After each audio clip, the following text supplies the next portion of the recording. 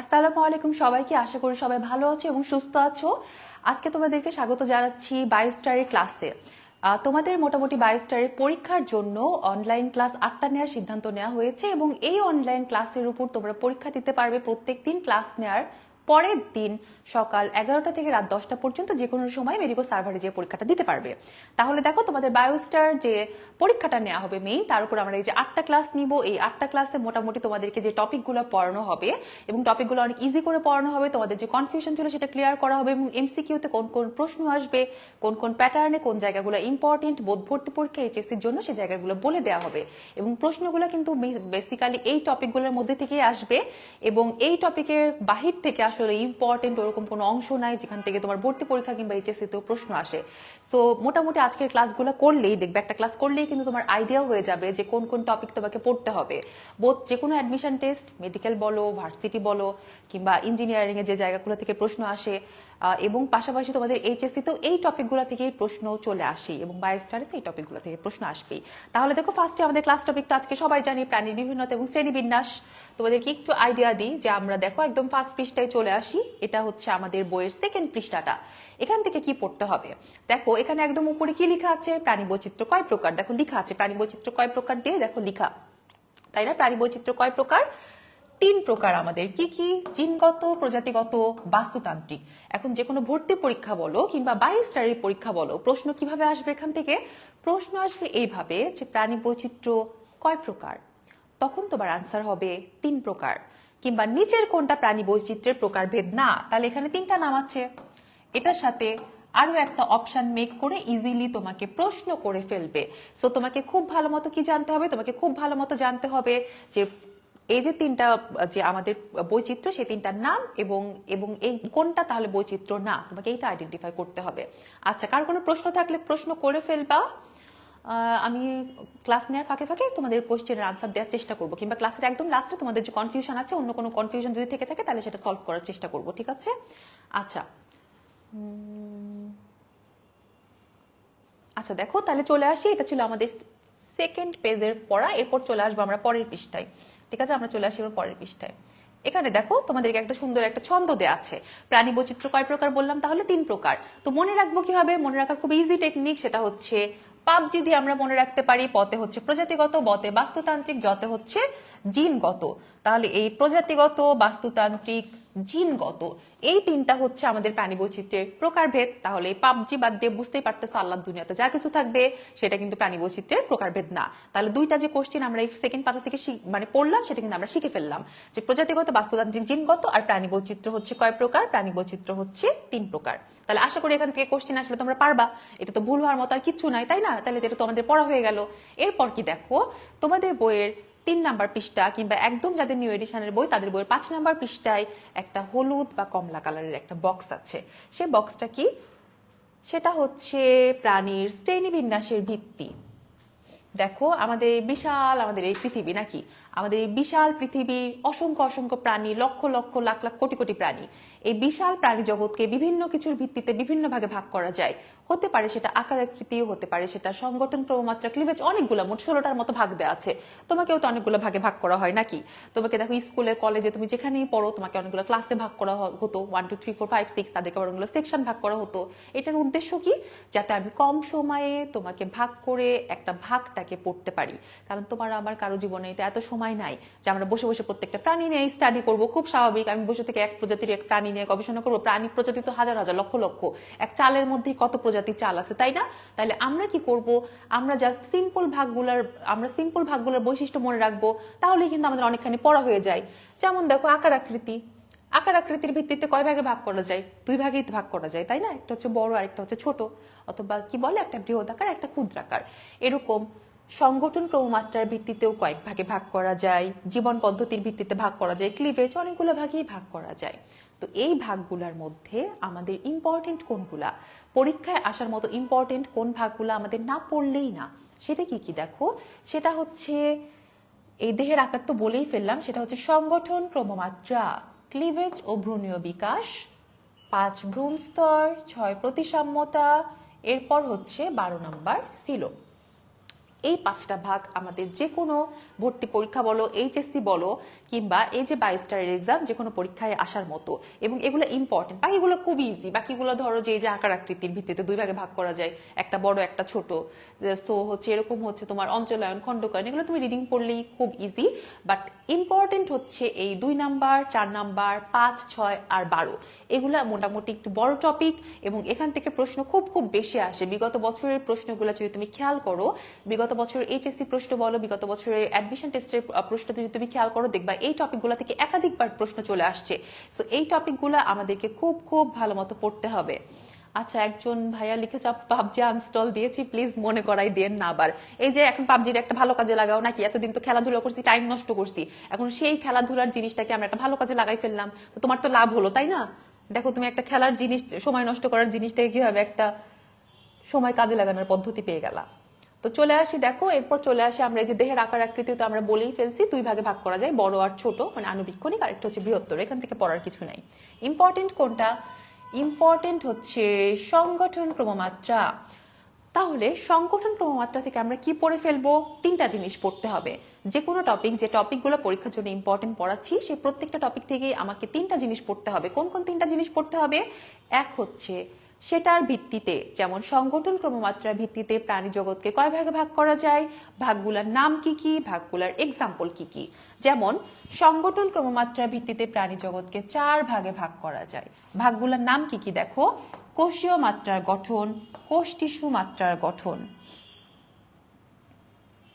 এরপর হচ্ছে আমাদের টিস্যু অঙ্গ মাত্রার গঠন, অঙ্গতন্ত্র মাত্রার গঠন। এবং এটার আবার এক্সাম্পল আছে, যে কোষীয় সংগঠন মাত্রার এক্সাম্পল কে, তারপর হচ্ছে তোমার কোষ টিস্যু মাত্রার এক্সাম্পল কে, তারপর তোমার টিস্যু অঙ্গর এক্সাম্পল কি, অঙ্গতন্ত্র এক্সাম্পল কি। তাহলে আবারও বলি, দেখো তোমাকে 3টা জিনিস পড়তে হবে। এক হচ্ছে সংগঠন ক্রমমাত্রার ভিত্তিতে কয় ভাগে ভাগ করা যায়, সেটা আমাদের পড়া হয়ে গেল, 4 ভাগে ভাগ করা যায়। এখন তোমাকে কোনটা পড়তে হবে? এখন তোমাকে পড়তে হবে ভাগগুলার নাম। এটাও খুবই খুবই ইজি। বায়োলজি দেখো একদম মুখস্থ করার কিছু নাই, তুমি কিন্তু খুব ইজিলি মনে রাখতে পারবা যদি তুমি একটু থিঙ্ক করে পড়ো।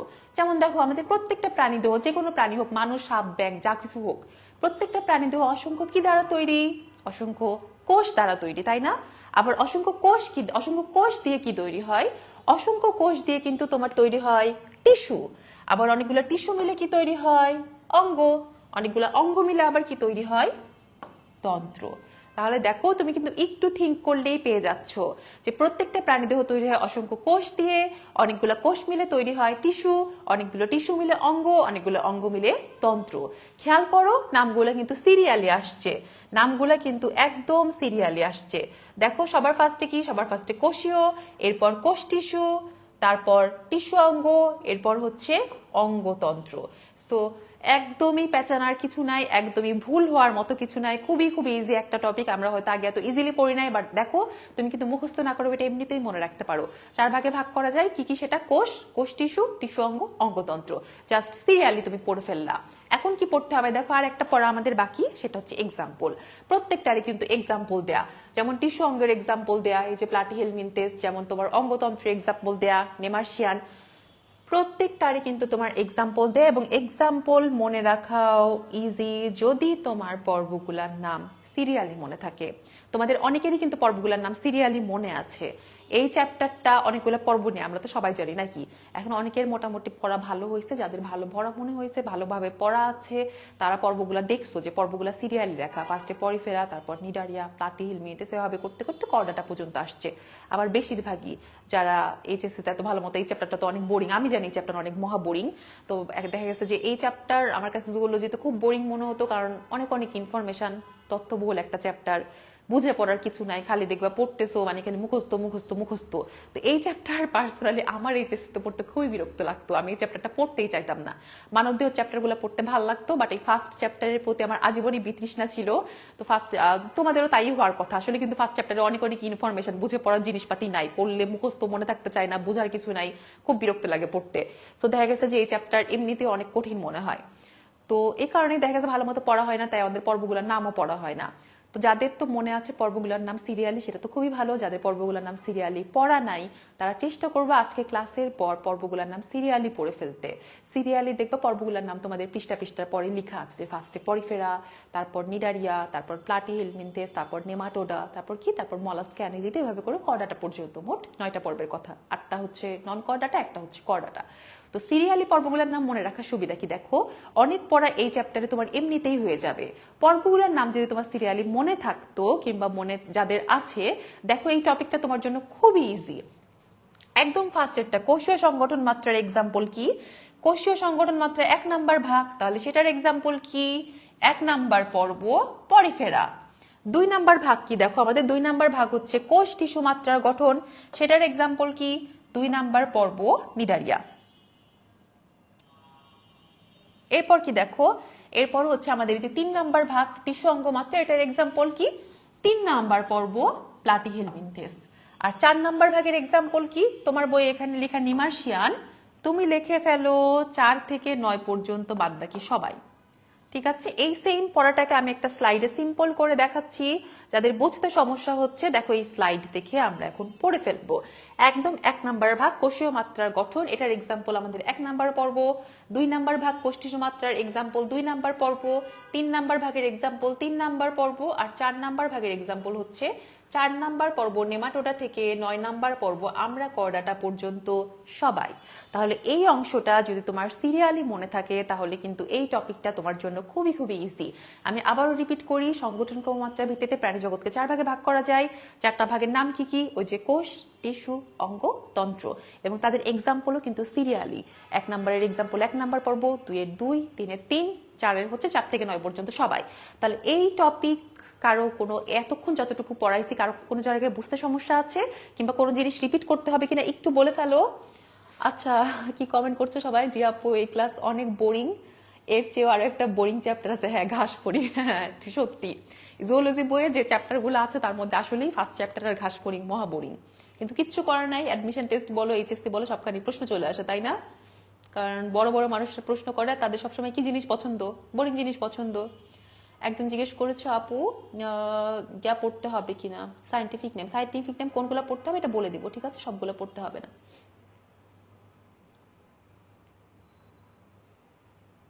আচ্ছা, চলে আসি এবার, দেখো আমাদের এই পর্যন্ত পড়া শেষ, এবার চলে আসি আমরা পরের টপিকে। সেম, এরপর দেখো আমাদের হচ্ছে ক্লিভেজ, এবং ক্লিভেজ টপিক থেকে আমাদের কি পড়তে হবে, ক্লিভেজ থেকে আমাদের সেম জিনিস পড়তে হবে, সেটা হচ্ছে ক্লিভেজের ভিত্তিতে প্রাণী জগতে কয় ভাগে ভাগ করা যায়, ভাগগুলোর নাম কি এবং ভাগগুলোর এক্সাম্পল কি। একদম সেম আগের মতোই, যে সেটার ভিত্তিতে কয় ভাগে ভাগ করা যায়, ভাগগুলোর নাম কি, ভাগগুলোর এক্সাম্পল কি। তাহলে ক্লিভেজের ভিত্তিতে প্রাণী জগতে কয় ভাগে ভাগ করা যায়, এটা একটু খেয়াল করে পড়ি আমরা। ভ্রূণীয় কোষের ভবিষ্যৎ পরিস্ফুটনের ভিত্তিতে ক্লিভেজ 2 প্রকার। আবার যদি তোমাকে বলে বিভাজন তলের ভিত্তিতে কয় প্রকার, তখন তোমার আনসার হবে 3 প্রকার। তো এই জায়গাটা একটু খেয়াল করে পড়তে হবে, সেটা হচ্ছে ভ্রূণীয় কোষের ভবিষ্যৎ পরিস্ফুটনের ভিত্তিতে ক্লিভেজ কয় প্রকার, আর বিভাজন তলের ভিত্তিতে ক্লিভেজ কয় প্রকার। তো এখানে আমরা অনেকেই ভুল করি, প্রশ্ন আসলে আমরা উল্টাপাল্টা করে ফেলি, বাট এই জায়গাটা খুব ভালো মতো খেয়াল করবা, ক্লিভেজ কয় প্রকার দেখেই লাফাই লাফাই দাঁড়াই ফেলবা না। আগে তুমি অবশ্যই দেখবা যে ভ্রূণীয় কোষের ভবিষ্যৎ পরিস্ফুটন বললে তখন আনসার একরকম হবে, আর বিভাজন তল বললে কিন্তু আনসার আরেক রকম হবে। তো প্রশ্নে কি চেয়েছে এটা মাস্ট খুব ভালো মতো দেখতে হবে। তো যখন বলবে ভ্রূণীয় কোষের ভবিষ্যৎ পরিস্ফুটনের ভিত্তিতে ক্লিভেজ কয় প্রকার, তখন তোমার আনসার হবে 2 প্রকার। সেটা কি, অনির্ধারিত বা অনির্দিষ্ট, আরেকটা হচ্ছে নির্ধারিত বা নির্দিষ্ট। এখানে কোনো এক্সাম্পল নাই, তো তোমার কষ্ট কিন্তু কমে গেল। জাস্ট 2 প্রকার এবং 2টা নাম পড়লেই হচ্ছে, নির্দিষ্ট অনির্দিষ্ট কিংবা নির্ধারিত অনির্ধারিত। আর বিভাজন তলের ভিত্তিতে ক্লিভেজ কয় প্রকার, সেটা হচ্ছে 3 প্রকার, অরিও, সর্পিল, আরেকটা কি, আরেকটা হচ্ছে অরিও সর্পিল, আরেকটা হচ্ছে দ্বিপার্শ্বীয়, এবং এদের কিন্তু এক্সাম্পল দেয়া আছে, যেমন অরিওর এক্সাম্পল আর্থ্রোপোডা।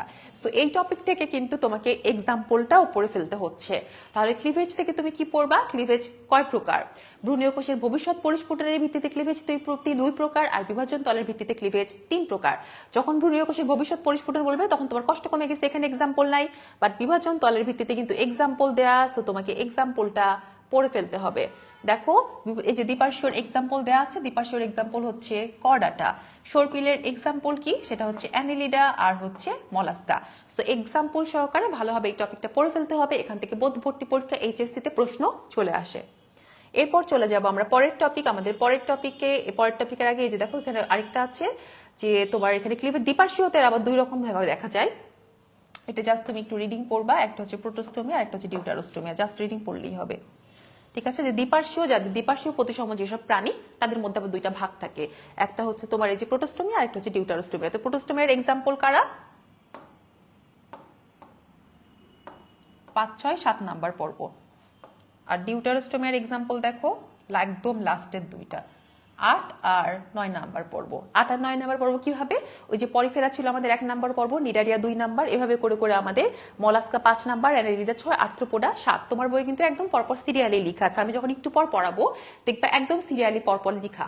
তো এভাবে করে হিসাব করলে প্রোটোস্টোমিয়া হয় একদম সামনের দিকগুলার পর্ব, আর ডিউটারোস্টোমিয়া হয় পরের দিকগুলার পর্ব। যেহেতু তোমার এমসিকিউ পরীক্ষা হবে বায়োস্টারে, তো অবশ্যই তোমাকে এখানে রিটেন থেকে কোনো প্রশ্ন আসতেছে না, তোমাকে জিজ্ঞেস করবে না যে কোনটা প্রোটোস্টোমিয়া ডিউটারোস্টোমিয়া, বুঝিয়ে বলো তুমি এমসিকিউ এর জন্য জাস্ট মনে রাখবা কার এক্সাম্পল কোনটা ছিল। এরপর আমরা চলে আসবো ভ্রূণ স্তরে। ভ্রূণ স্তরের ভিত্তিতে প্রাণীজগতে কয় ভাগে ভাগ করা যায়, এটা একটা ভর্তি পরীক্ষার প্রশ্ন খুব বেশি চলে আসে, এন্ড তোমাদের যে বায়োস্টারের পরীক্ষা এখানেও প্রশ্ন চলে আসে, এবং ম্যাক্সিমামে তোমরা কেন জানি ভুল করো। তোমরা দিয়ে আসো যে 3 ভাগে ভাগ করা যায়। 3 ভাগে কি হবে তোমরা চিন্তা করো যে 1 স্তর, 2 স্তর, 3 স্তর, কিন্তু আসলে খেয়াল করো কয় ভাগে ভাগ করা যায়। ভাগ কিন্তু করা যায় 2 ভাগে, একটা হচ্ছে দ্বিস্তর, আরেকটা হচ্ছে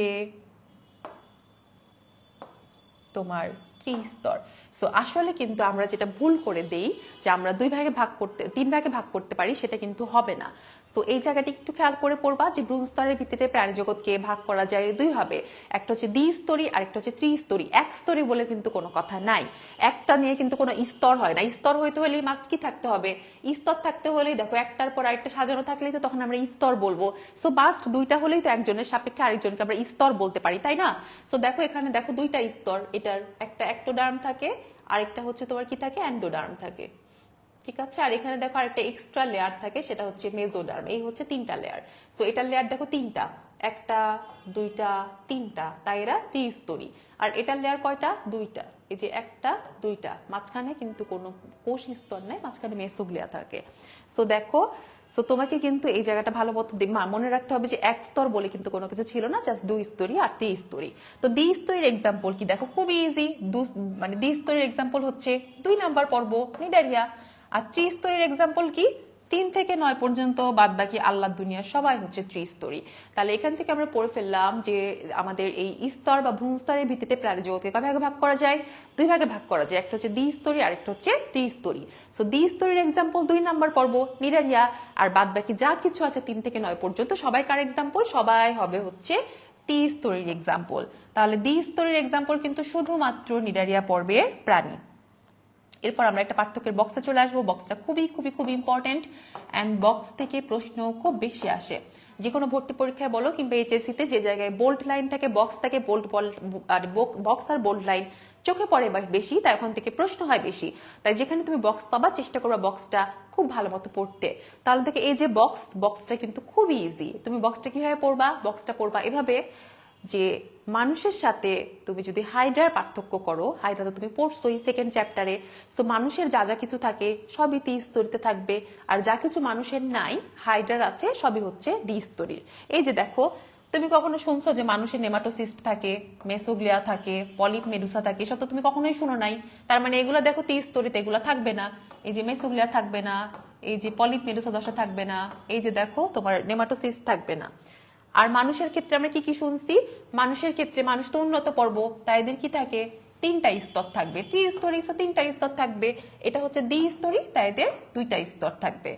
এদের ক্ষেত্রে কোষগুলা টিস্যু বা অঙ্গ গঠন করতে পারবে না, আর এদের ক্ষেত্রে পারবে, কারণ এরা উন্নত, এরা ত্রিস্তরী। জাস্ট আলাদা করে একটু মনে রাখবা 6 নাম্বার পয়েন্ট, যে দ্বিস্তরীর গহ্বরের নাম হচ্ছে সিলেন্টেরন, যেটা হচ্ছে তোমার নিডারিয়া পর্বের প্রাণীতে বা হাইড্রাতে থাকে। আর মানুষের ক্ষেত্রে বা ত্রিস্তরী পর্বের ক্ষেত্রে থাকবে সিলো। তাহলে এই বক্সটা কিভাবে পড়বা? এই বক্সটা তুমি মানুষের সাথে হাইড্রার পার্থক্য করে পড়বা। হাইড্রাতে কি কি থাকে দেখো, যারা হাইড্রা পড়ে আসছো মনে আছে হাইড্রাতে কি কি থাকে? হাইড্রাতে তোমার সিলেন্টেরন থাকে, পলিপ মেডুসা দশা থাকে, মেসোগ্লিয়া থাকে, নেমাটোসিস্ট থাকে, এই সবগুলাই থাকবে তাহলে দ্বিস্তরী প্রাণীতে। কারণ দ্বিস্তরীর এক্সাম্পল কি? দ্বিস্তরীর এক্সাম্পল হচ্ছে হাইড্রা। আর ত্রিস্তরীর এক্সাম্পল কি? মানুষ। মানুষের তো এসব কিছুই থাকে না, এ কারণে এসব কিছুই থাকবে না। দ্বিস্তরীতে 2টা স্তর থাকবে, ত্রিস্তরীতে 3টা স্তর থাকবে। দ্বিস্তরী যেহেতু কম উন্নত তাই এরা টিস্যু অঙ্গ গঠন করতে পারবে না, আর ত্রিস্তরী যেহেতু উন্নত তাই এরা টিস্যু অঙ্গ অঙ্গতন্ত্র সবকিছুই গঠন করতে পারবে। 6 নাম্বার পয়েন্টটা যাতে প্যাচ না বাদায় ফেলে একটু ভালো মতো পড়ে ফেলবা যে 6 নাম্বারে কি দেহ গহ্বরের নাম হাইড্রা, দেহ গহ্বরের নাম ছিল সিলেন্টেরন। সো তুমি এত মানে নাম মনে রাখতে পারলেও জাস্ট একটু মুখস্থ করে ফেলো। দ্বিস্তরী দেহ গহ্বরের নাম সিলেন্টেরন, আর মানুষে হচ্ছে উন্নত সব পর্বের প্রাণীতেই সিলোম থাকবে। একটু পর যখন তোমাকে সিলোম টপিকটা পড়াবো তোমার আরো ক্লিয়ার হবে। তাহলে এই ছিল আমাদের ভ্রূণ স্তর। ভ্রূণ স্তরের পার্থক্য আমাদের পড়া শেষ। এরপর চলে আসি আমরা আমাদের প্রতিসাম্যতা। দেখো প্রতিসাম্যতা খুবই খুবই ইম্পর্টেন্ট একটা টপিক। এখান থেকে মেডিকেল ভর্তি পরীক্ষায় অলরেডি বিগত বছরে 3বার প্রশ্ন চলে আসছে, এবং এইচএসসি তে প্রত্যেকবার প্রশ্ন থাকে, বায়োস্টারে তো প্রশ্ন থাকবেই, বুঝতেই পারতেছো। কালকে যখন পরীক্ষা দিবা তো দেখবা তখনও প্রশ্ন আছে এখান থেকে। তো এখান থেকে কি পড়তে হবে, এখানে হচ্ছে আমাদের প্রতিসাম্যতার ভিত্তিতে প্রাণী জগৎকে কয় ভাগে ভাগ করা যায়। প্রতিসাম্যতার ভিত্তিতে প্রাণী জগৎকে 5টা ভাগে ভাগ করা যায়। 5টা ভাগের নাম কি? 1 নাম্বার হচ্ছে গোলীয় প্রতিসাম্যতা, 2 হচ্ছে অরীয় প্রতিসাম্যতা, 3 হচ্ছে দ্বিঅরীয় প্রতিসাম্যতা, 4 আর 5 কি? 4 হচ্ছে দ্বিপার্শ্বীয় প্রতিসাম্যতা, আর 5 হচ্ছে অপ্রতিসাম্যতা। এখান থেকে আমাদের এক্সাম্পল গুলা খুব ভালো মতো মুখস্থ করতে হবে, কারণ কোনটার এক্সাম্পল কি, কোনটার এক্সাম্পল কোনটা না, পরীক্ষাতে এটাই আসে। তোমাকে পরীক্ষা এখান থেকে জিজ্ঞেস করবে যে নিচের কোনটা দ্বিঅরীয় প্রতিসাম্যতার উদাহরণ না, কিংবা নিচের কোনটা অরীয় প্রতিসাম্যতার উদাহরণ, নিচের কোনটা গোলীয় প্রতিসাম্যতার এক্সাম্পল না, কিংবা একদম তোমাকে বলে দিবে যে এই যে স্পঞ্জ কোন প্রতিসাম্যতার এক্সাম্পল। সো এখান থেকে তোমাকে একটা জিনিস খুব ভালো মতো পড়তে হবে যে কার এক্সাম্পল কোনটা হবে, কার এক্সাম্পল কোনটা হবে না। এবং পড়ার জন্য মনে রাখার জন্য যেহেতু এই টপিকটা কঠিন, আগেগুলো তো একটু ইজি ইজি ছিল, এটা কিন্তু পেঁচাই যায়, অনেকগুলো নাম অনেকগুলো এক্সাম্পল। তো এই টপিকটা একটু তুলনামূলক আগেরগুলোর চেয়ে কঠিন, মুখস্থ নির্ভর জিনিস যেহেতু সেহেতু আমরা অনেক বেশি গুলাই ফেলি। এ কারণে আমরা কতগুলো ছন্দ দিয়ে কতগুলো টেকনিক ফলো করে এই টপিকটা মনে রাখবো। একদম ফার্স্টে চলে আসি গোলীয় প্রতিসাম্যতা। গোলীয় প্রতিসাম্যতাতে তুমি 3টা এক্সাম্পল পাবা। গোলীয় প্রতিসাম্যতা মনে রাখার জন্য আমরা বাচ্চাকালের একটা কবিতা শিখে ফেলবো, সেটা হচ্ছে ভোর হলো। পড়ছি না ছোটবেলায়, ভোর হলো দোর হলো কুকুমনি ওঠরে। তো ভিতে কি হবে দেখো, ভিতে হবে হচ্ছে ভলভক্স, আরতে কি হবে, আরতে হবে রেডিওলারিয়া, হলোতে হবে হচ্ছে হেলিওজোয়া। এই 3জন হচ্ছে গোলীয় প্রতিসাম্যতার এক্সাম্পল। তাহলে তুমি কি মনে রাখবা? তুমি মনে রাখবা গোলীয় প্রতিসাম্যতার এক্সাম্পল 3টা প্রাণী। কি দিয়ে মনে রাখবো? ভোর হলো ছড়াটা দিয়ে। ভিতে ভলভক্স, আরতে রেডিওলারিয়া, হলোতে হচ্ছে হেলিওজোয়া। তাহলে এই যে ভলভক্স, হেলিওজোয়া আর রেডিওলারিয়া, এরা 3জন হচ্ছে গোলীয় প্রতিসাম্যতার এক্সাম্পল। এটার সাথে তোমাকে ইজিলি আরেকটা তোমাকে অপশন দিয়ে প্রশ্ন বানাই দিবে। তোমাকে জিজ্ঞেস করবে বলো নিচের কোনটা গোলীয় প্রতিসাম্যতার এক্সাম্পল না, কিংবা দেখা গেছে সম্পূর্ণ 3টা নতুন নামের সাথে এখান থেকে একটা নাম দিয়ে তোমাকে জিজ্ঞেস করবে নিচের কোনটা গোলীয় প্রতিসাম্যতার উদাহরণ। ঠিক আছে, তাহলে আমাদেরকে খুব ভালো মতো এক্সাম্পল পড়তে হবে। তাহলে এইটা আমরা পড়ে ফেললাম, আমরা চলে যাবো এখন অরীয় প্রতিসাম্যতার এক্সাম্পলে। অরীয় প্রতিসাম্যতার 3টা এক্সাম্পল। এই 3টা এক্সাম্পল মনে রাখার জন্য আমরা আরেকটা ছড়া পড়ে ফেলবো, সেটা হচ্ছে সির জলে হাইড্রা। সি মানে হচ্ছে সমুদ্র, তো সমুদ্রের জলে হাইড্রা, সেটাকে আমরা একটু ইংলিশে কি লিখছি, সির জলে হাইড্রা। সির জলে হাইড্রা, সিতে কি হবে দেখো, তোমার বইয়ে লেখা আছে সিতে হচ্ছে সি অ্যানিমেন। সি অ্যানিমেনের বৈজ্ঞানিক নামটা ইম্পর্টেন্ট, এটা পড়ে ফেলতে হবে, মেট্রিডিয়াম। জলেতে হচ্ছে জেলিফিশ, আর হাইড্রা দিয়ে হচ্ছে হাইড্রা। তো তোমাকে যদি প্রশ্ন করা হয় বলো নিচের কোনটা অরীয় প্রতিসাম্যতার এক্সাম্পল, সি অ্যানিমেন হবে নাকি হবে না? হবে। জেলিফিশ হবে নাকি হবে না? হবে। অরিলিয়া হবে নাকি হবে না? হবে। কারণ দেখো জেলিফিশের বৈজ্ঞানিক নাম কিন্তু অরিলিয়া। এতক্ষণ কিন্তু যেগুলো বললাম সেগুলোর বৈজ্ঞানিক নাম বলি নাই, বাট এই যে অরীয় প্রতিসাম্যতার যে 2টা সি অ্যানিমেন আর জেলিফিশ, এদের 2জনের বৈজ্ঞানিক নাম ইম্পর্টেন্ট, মেট্রিডিয়াম আর হচ্ছে আমাদের কি, আর হচ্ছে আমাদের অরিলিয়া। তো এই 2টা একটু আলাদা করে পড়ে ফেলতে হবে। তাহলে এখানে কিন্তু আমরা 5টা নাম পড়লাম, মানে 3টা এক্সাম্পল পড়লাম, সেই 3টা এক্সাম্পলের আবার 2টা নাম আছে, এই 2টা নামও পড়ে ফেললাম। তাহলে সেটা কি কি দেখো, সি অ্যানিমেন, জেলিফিশ, হাইড্রা। সি অ্যানিমেনের আরেকটা নাম আছে সেটা হচ্ছে মেট্রিডিয়াম, জেলিফিশের নাম হচ্ছে আমাদের অরিলিয়া। তাহলে এরা হচ্ছে আমাদের অরীয় প্রতিসাম্যতার এক্সাম্পল। এরপর আমরা চলে যাব পরের স্লাইডে, সেটা হচ্ছে দ্বিঅরীয় প্রতিসাম্যতা। দ্বিঅরীয় প্রতিসাম্যতার দেখো 2টা এক্সাম্পল, 2টাই সি কথাটা দিয়ে। তাহলে সি দিয়ে মনে রাখবো, সিতে টিনোফোরা, সিতে সিওলোপ্ল্যানা। সি দিয়ে দেখো টিনোফোরা, এটা কিন্তু সিনেটোফোরা না, ঠিক আছে, এটার বাংলা উচ্চারণ কিন্তু মনে রাখতে হবে, সেটা হচ্ছে টিনোফোরা। তাহলে সি দিয়ে আমরা মনে রাখবো দ্বিঅরীয় প্রতিসাম্যতার এক্সাম্পল। আবার সি দিয়ে যা কিছু আছে সেটাই দাগাই দিও না, একটু দেখে শুনে দাগায়ও যে সিতে টিনোফোরা আর সিওলোপ্ল্যানা লিখে আছে কিনা। তাহলে সিতে টিনোফোরা আর এই হচ্ছে সিওলোপ্ল্যানা, দুইজনই হচ্ছে দ্বিঅরীয় প্রতিসাম্যতার এক্সাম্পল হবে। এরপর আমাদের দ্বিপার্শ্বীয় প্রতিসাম্যতার এক্সাম্পল, এটা এমনিই মনে থাকে তাই না, যা কিছু মাঝখান দিয়ে কাটলে সমান দুই ভাগে ভাগ করা যায় সেটাই কার এক্সাম্পল হবে, সেটাই দ্বিপার্শ্বীয় প্রতিসাম্যতার এক্সাম্পল হবে। সো তুমি যদি মানুষকে মাঝখান দিয়ে ভাগ করো, সমান দুই ভাগে ভাগ হবে নাকি হবে না? হবে, তাই না? তুমি যদি মাঝখান দিয়ে একটা ব্যাংকে কাটো, সমান দুই ভাগে ভাগ হবে নাকি হবে না? হবে। আবার প্রজাপতিকে যদি তুমি মাঝখান দিয়ে ভাগ করো, সেটাও কিন্তু সমান দুই ভাগে ভাগ হবে। তাহলে মানুষ, ব্যাঙ, প্রজাপতি তিনজন কার এক্সাম্পল হবে? দ্বিপার্শ্বীয় প্রতিসাম্যতার এক্সাম্পল। সো এটা এমনি মনে রাখা যায়, ছন্দ লাগে না। এরপরে যদি কারো ছন্দ লাগে তাহলে সে ছন্দ দিয়ে মনে রাখবা। বাট মানুষ, ব্যাঙ, প্রজাপতি যা কিছু মাঝখান দিয়ে কাটলে সমান দুই ভাগে ভাগ করা যায় সেটাই দ্বিপার্শ্বীয় প্রতিসাম্য, এমনি মনে থাকে। লাস্ট একটা বাকি, সেটা হচ্ছে অপ্রতিসাম্যতা। অপ্রতিসাম্যতার এক্সাম্পল মনে রাখার জন্য আমরা পড়বো শ্বাস, শামুক আর স্পঞ্জ। ঠিক আছে, এর সাথে সাথে কিন্তু আমাদের প্রতিসাম্যতা পড়া শেষ। আরেকবার একটু রিপিট করি, প্রতিসাম্যতা থেকে আমরা কি কি পড়লাম। দেখো, প্রতিসাম্যতার ভিত্তিতে প্রাণী জগৎকে 5 ভাগে ভাগ করা যায়। সেই 5টা ভাগ কি কি ছিল? গোলীয় প্রতিসাম্যতা, অরীয়, দ্বিঅরীয়, দ্বিপার্শ্বীয় আর লাস্টলি অপ্রতিসাম্যতা। তো ফার্স্টে আমরা গোলীয় প্রতিসাম্যতার এক্সাম্পল কি দিয়ে মনে রেখেছিলাম? ভোর হলো দিয়ে। ভলভক্স, রেডিওলারিয়া, হেলিওজোয়া, এই 3টা ছিল গোলীয় প্রতিসাম্যতার এক্সাম্পল। এরপর অরীয় প্রতিসাম্যতার এক্সাম্পল পড়েছি কি দিয়ে? সির জলে হাইড্রা, সিতে সিয়ানিমেন, জলেতে জেলিফিশ, হাইড্রা দিয়ে হাইড্রা। সিয়ানিমেনের আবার বৈজ্ঞানিক নাম ছিল মেট্রিডিয়াম আর জেলিফিশের বৈজ্ঞানিক নাম ছিল অরিলিয়া। এই 5টা জিনিস আমরা শিখেছিলাম অরীয় প্রতিসাম্যতা থেকে। এরপর দ্বিঅরীয় তো খুবই ইজি, সি দিয়ে মনে রেখেছিলাম, সিতে সিওলোপ্ল্যানা, সিতে টিনোফোরা।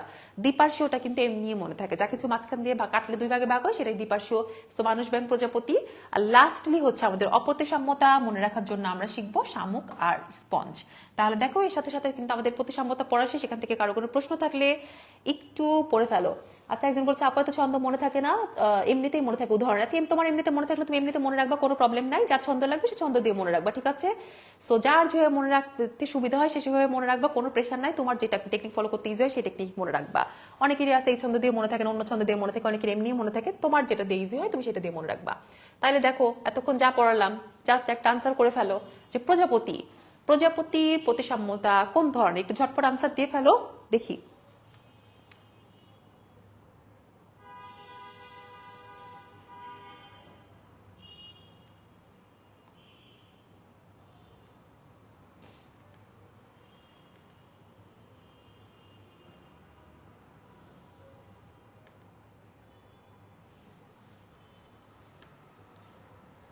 আচ্ছা, অলরেডি সবাই আনসার দিচ্ছি।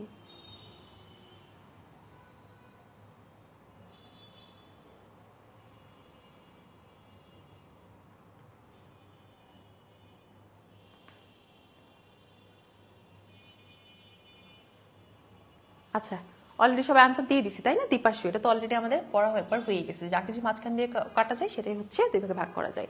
চলে আসি পরেরটা। তাহলে ভ্রান্ত সিলোম যুক্ত প্রাণীর পর্ব কোনটা? এটা একটু পর যখন আমি সিলোম টপিকটা আবার দেখো পড়াবো তখন তুমি এটা আনসার করবা। আচ্ছা, তো চলে আসি এই যে সিলোমে। দেখো, সিলোম থেকে আমাদের কি কি পড়তে হবে? সেম আগের মতোই। সিলোম থেকে আমাদের কি কি পড়তে হবে? সেম আগের মতোই। আমরা আগে কি পড়েছিলাম যে নাম কয় ভাগে ভাগ করা যায়, ভাগগুলোর নাম কি এবং তাদের এক্সাম্পল কি।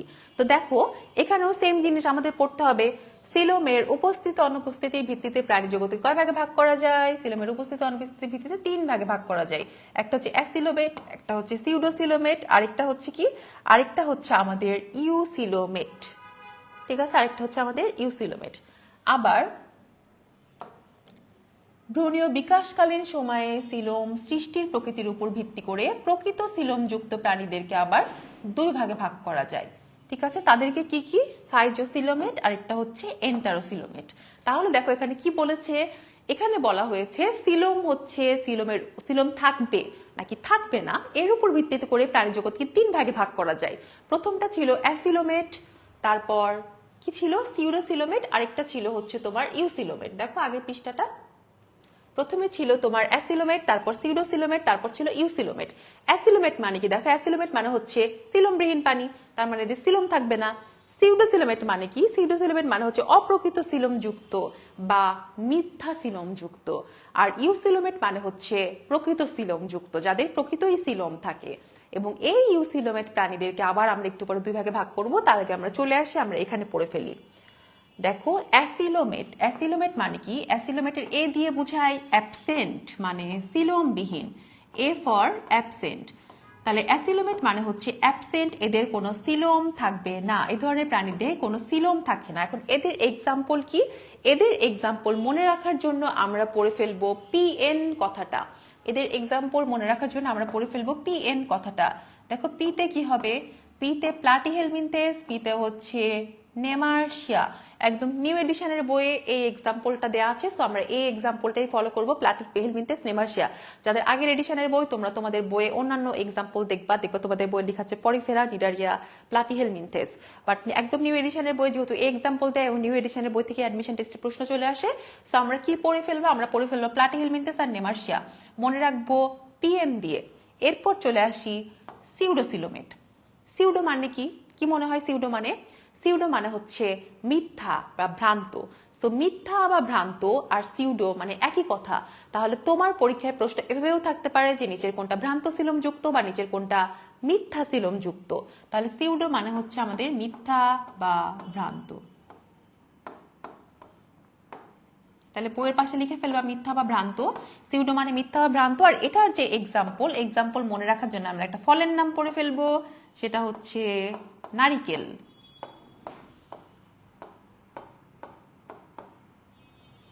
তো নারিকেলের নতে কি? নতে হচ্ছে নেমাটোডা, রতে হচ্ছে রোটিফেরা, কতে হচ্ছে কিনোরিঙ্কা। ঠিক আছে, নতে হচ্ছে নেমাটোডা, রতে রোটিফেরা, কতে হচ্ছে কিনোরিঙ্কা। তাহলে দেখো আমাদের অ্যাসিলোমেট আর সিউডোসিলোমেটের এক্সাম্পল কিন্তু অলরেডি পড়া শেষ। বাদ বাকি যা কিছু আছে সবকিছুই তাহলে কার এক্সাম্পল হবে? ইউসিলোমেটের এক্সাম্পল হবে। তাহলে ইউসিলোমেটের এক্সাম্পলের মধ্যে কিন্তু এখন আমরা অনেকগুলা দেখে ফেলবো।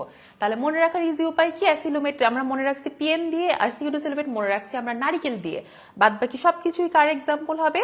বাদ বাকি সবকিছুই হবে হচ্ছে ইউসিলোমেটের এক্সাম্পল। দেখো ইউসিলোমেটের অনেকগুলো এক্সাম্পল দেওয়া আছে। এই যে জিনিসটা, এটা কিন্তু আরো ইজি একটা টেকনিকে মনে রাখা যায়। সেই ইজি টেকনিকটা কি? দেখো আগের মতোই, যদি তোমার পর্বগুলোর নাম সিরিয়ালি মনে থাকে তাহলে এই টপিকটা তুমি এমনিতেই পারবা। সেইটা কি খেয়াল করো, প্রথম 3টা পর্ব মানে 1 থেকে 3 নাম্বার পর্ব হচ্ছে অ্যাসিলোমেট।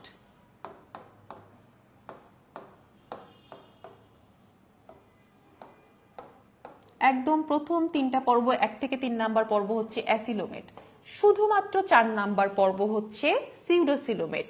আর 5 থেকে 9 পর্যন্ত বাদবাকি সব কয়টা পর্বই হচ্ছে তোমার ইউসিলোমেট। তাহলে এই যে একজন একটু আগে বললা যে আপু ছন্দ পেঁচাই যায়, ছন্দ দিয়ে মনে রাখতেই বেশি প্যারা হয়, তাই না?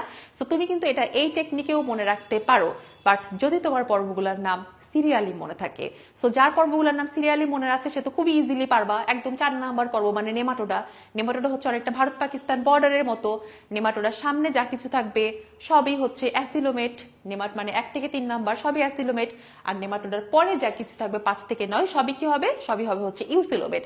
তার মানে তুমি কিন্তু এই টেকনিক ফলো করেও মনে রাখতে পারো, বাট এটার জন্য তোমাকে পর্বগুলোর নাম সিরিয়ালি পাঠতে হবে। এখন তুমি কোন টেকনিক ফলো করে মনে রাখবে এটা একান্তই তোমার ইচ্ছা। যার 1 থেকে 3 এভাবে করে মনে রাখতে সুবিধা হবে সে এই টেকনিক ফলো করে মনে রাখবা, আর যা ছন্দ দিয়ে মনে রাখতে সুবিধা পিএন নারিকেল সে এইভাবে মনে রাখবা। কোনো প্রবলেম নাই, তোমার যেভাবে মনে রাখতে সুবিধা হয়। এখন দেখো আমরা কি বলেছিলাম, 5 থেকে 9 এরা হচ্ছে ইউসিলোমেট। এই ইউসিলোমেট বা প্রকৃত সিলোম যুক্ত পর্বকে আবার 2 ভাগে ভাগ করা হয়েছে। সেই ভাগগুলো কি কি? সেই ভাগগুলো হচ্ছে একটা হচ্ছে সাইজোসিলোমেট আর একটা হচ্ছে এন্টারোসিলোমেট।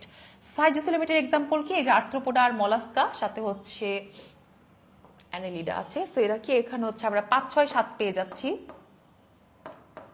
আর লাস্টের 2টা মানে 8, 9 এরা 2জন হচ্ছে আমাদের এন্টারোসিলোমেট। তাহলে আমরা দেখো এখানে এই সেম 5, 6, 7, 8, 9, 5, 6, 7, 8, 9 ছিল হচ্ছে আমাদের ইউসিলোমেট। তাদেরকে আবার 2 ভাগে ভাগ করা হয়েছে ইউসিলোমেটকে। ইউসিলোমেটের 5, 6, 7 হচ্ছে আমাদের সাইজোসিলোমেট, আর লাস্টের 2টা 8, 9 হচ্ছে আমাদের এন্টারোসিলোমেট। এখান থেকে যেহেতু এই টপিকটা নতুন এডিশনের বই নতুন যুক্ত হয়েছে, এখান থেকে কোনটা এন্টারোসিলোমেট কোনটা সাইজোসিলোমেট জাস্ট একটু মনে রাখবা। বাট মেইনলি এখান থেকে প্রশ্ন আসলে এখান থেকেই প্রশ্ন আসে যে কোনটা অ্যাসিলোমেটের এক্সাম্পল বলো, কোনটা সিউডোসিলোমেটের এক্সাম্পল বলো। সো কোনটা এক্সাম্পলগুলো তোমাকে ভালোভাবে এই টপিক থেকে পড়ে ফেলতে হবে।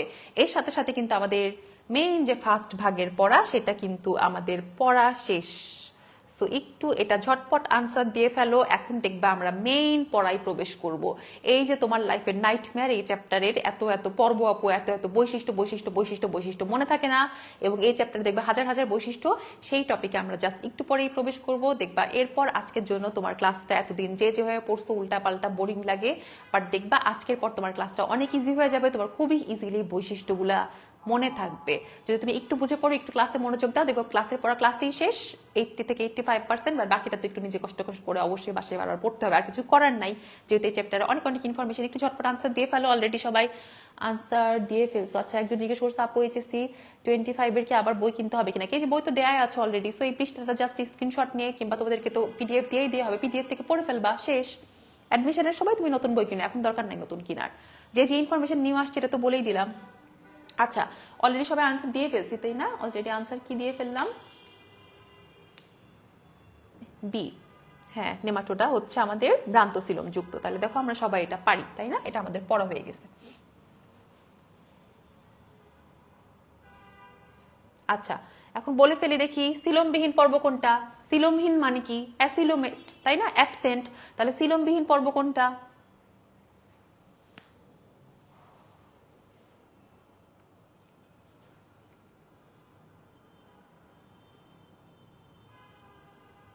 হ্যাঁ, এটার আনসারই সবাই দিয়ে ফেলছি তাই না? 1 থেকে 3 নাম্বার পর্ব মানে প্লাটিহেলমিনথেস কি 1 থেকে 3।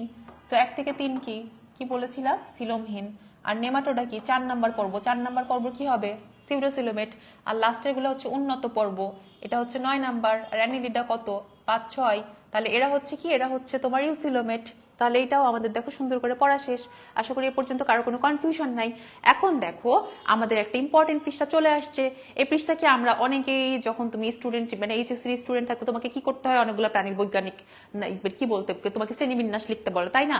তো তুমি অনেক কষ্টে মনে রাখতে, এটার পরে এই ধাপ অনেক ঝামেলা হতো এই সেই। তো ইজি টেকনিকটা কি? ইজি টেকনিক হচ্ছে মনে রাখার কেপি কফ জিএস। রিটেনের জন্য আমার অনেক সুবিধা হতো এটা মনে রাখলে। সেটা হচ্ছে কেপি কফ জিএস দিয়ে পরপর সাজায় লেখা যায়। কারণ ইচ্ছা করলেই কিন্তু আমি শ্রেণীবিন্যাস একটার পর একটা উল্টা পাল্টা করে লিখতে পারি না তাই না? আমার মন চাইলো আমি কিংডমটার একদম নিচে লিখলাম, আমার মন চাইছে আমি জেনাস একদম মাথার উপর লিখছি, তাই কি হয়? আমার মন চাইলে তো সবকিছু হবে না। দুনিয়ার তো একটা নিয়ম টিয়ম আছে নাকি? তো এই নিয়ম অনুযায়ী দেখো, এই নিয়ম অনুযায়ী বিজ্ঞানীরা অনেক চিন্তা ভাবনা করে তোমার জন্য। তোমার জীবনে তো মানে দুঃখের কোনো শেষ নেই, একে তো কঠিন কঠিন নিয়ম দিয়ে তোমাকে ভরাই ফেলছে। তো আরেকটা দুঃখজনক নিয়ম হচ্ছে তোমার এই শ্রেণীবিন্যাস লেখার নিয়ম। বাট মনে রাখার ইজি টেকনিক কি? কেপি, কেতে কিংডম, পিতে ফাইলাম, এরপর কি কেপি কফ দিয়ে কি ক্লাস অর্ডার ফ্যামিলি, আর লাস্টে জিএস হচ্ছে জেনাস আর স্পেসিস। এটা রিটেনের লাগে। এমসিকিউ এর জন্য কি মনে রাখতে হবে? এমসিকিউ এর জন্য জাস্ট দুইটা জিনিস মনে রাখবা, যে সবচেয়ে বড় কোনটা ছিল, সবচেয়ে ছোট কোনটা। তো কিংডম হচ্ছে সবচেয়ে বড়, এটা হচ্ছে সার্বজনীন স্তর। আর সবচেয়ে পিচ্ছি কোনটা? স্পেসিস বা প্রজাতি। এটা হচ্ছে শ্রেণীবিন্যাসের মূল ভিত্তি বা একক। তো এমসিকিউতে বা পরীক্ষায় তোমাকে প্রশ্ন করবে যে বলে ফেলো শ্রেণীবিন্যাসের মূল ভিত্তি বা একক কোনটা, তখন তোমার আনসার কি দিতে হবে? স্পেসিস বা প্রজাতি।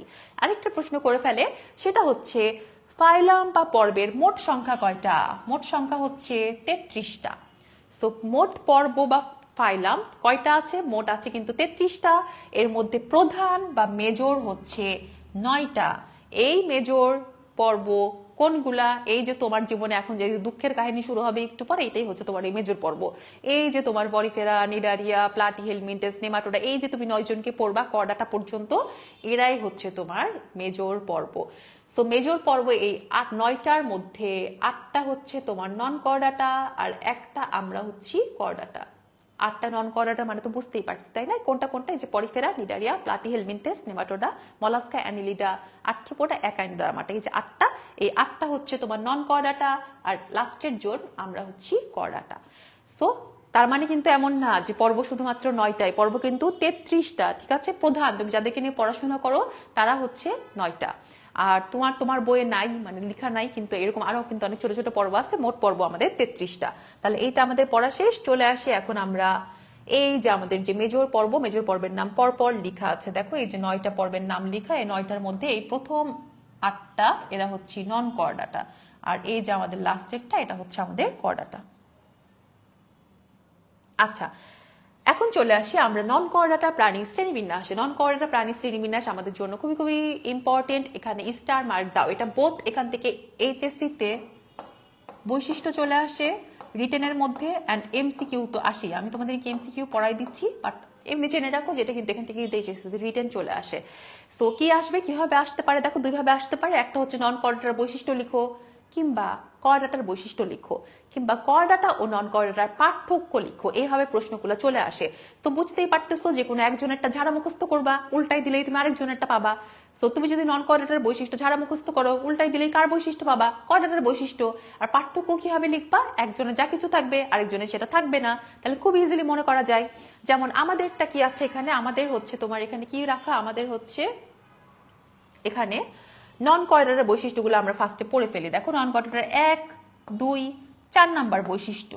এখানে নটোকর্ডের কথা লেখা, ফুলকারন্ধ্র, স্নায়ুরজ্জু। মনে রাখার জন্য লিখে ফেলো ফানুস। এখন আমরা একসাথে করে কর্ডাটা নন কর্ডাটা পড়ে ফেলবো, তাহলে আমাদের খুব ভালো মনে থাকবে। দেখো ফানুসের ফতে হচ্ছে ফুলকারন্ধ্র, ফানুসের নতে হচ্ছে নটোকর্ড, আর ফানুসের শতে হচ্ছে স্নায়ুরজ্জু। তাহলে তিনটা ইম্পর্টেন্ট বৈশিষ্ট্য হচ্ছে ফানুস দিয়ে মনে রাখা যায়। এখন এখানে আমরা দেখো একসাথে কর্ডাটা নন কর্ডাটা পড়ে ফেলবো।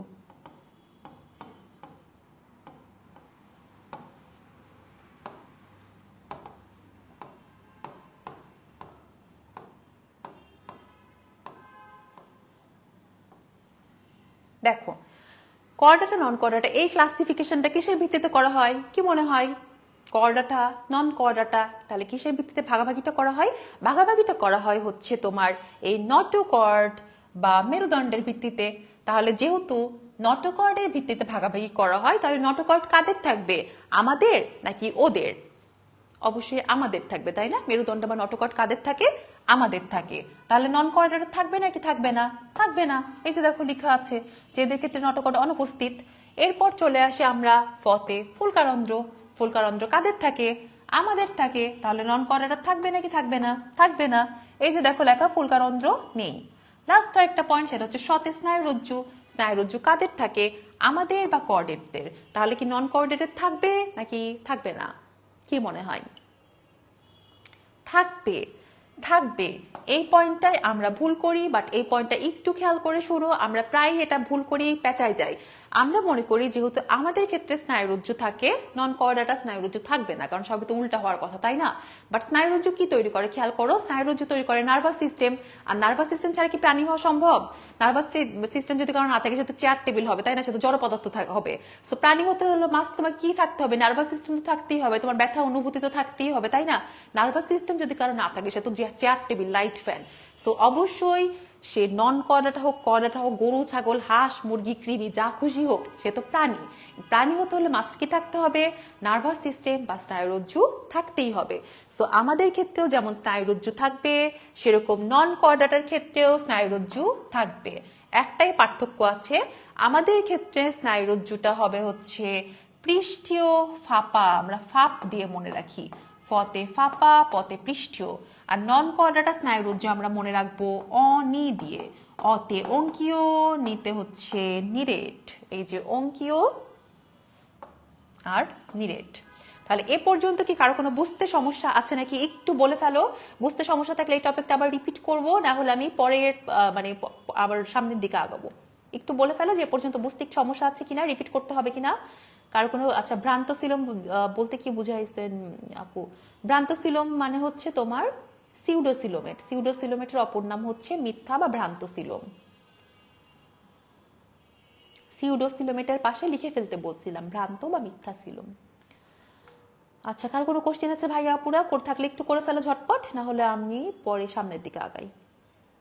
আচ্ছা দেখো, তাহলে আমরা কি পড়লাম, আমরা ফানুস দিয়ে তিনটা মেইন পয়েন্ট মনে রাখছি, ফতে ফুলকারন্ধ্র, নতে নটোকর্ড, শতে হচ্ছে স্নায়ুরজ্জু। এখন কার কোনটা থাকবে, নটোকর্ড আমাদের থাকবে, ওদের থাকবে না। তারপর কি, তারপর ফুলকারন্ধ্র আমাদের থাকবে, ওদের থাকবে না, খুবই ইজি। বাট স্নায়ুরজ্জু, স্নায়ুরজ্জু কিন্তু আমাদেরও থাকবে, ওদেরও থাকবে, কারণ স্নায়ুরজ্জু হচ্ছে নার্ভাস সিস্টেম তৈরি করে। আর নার্ভাস সিস্টেম ছাড়া তো প্রাণী হওয়া সম্ভব না, বুঝতেই পারতেছো। নার্ভাস সিস্টেম না থাকলে তো সে চেয়ার টেবিল ফ্যান লাইট হতো। সো গরু ছাগল হোক, কৃমি হোক, মানুষ হোক, যা কিছু হোক, তার তো অবশ্যই নার্ভাস সিস্টেম থাকতে হবে। সো নার্ভাস সিস্টেম দুই পক্ষেরই থাকবে। পার্থক্যটা কি, আমাদের ক্ষেত্রে স্নায়ুরজ্জুটা হবে ফাঁপা পৃষ্ঠীয়, মানে ফতে ফাঁপা পতে পৃষ্ঠীয়, মানে পিঠে থাকে। আর ওদের ক্ষেত্রে নার্ভাস সিস্টেম হবে অঙ্কীয়, মানে সামনে থাকবে, নিরেট হবে মানে ভরাট হবে।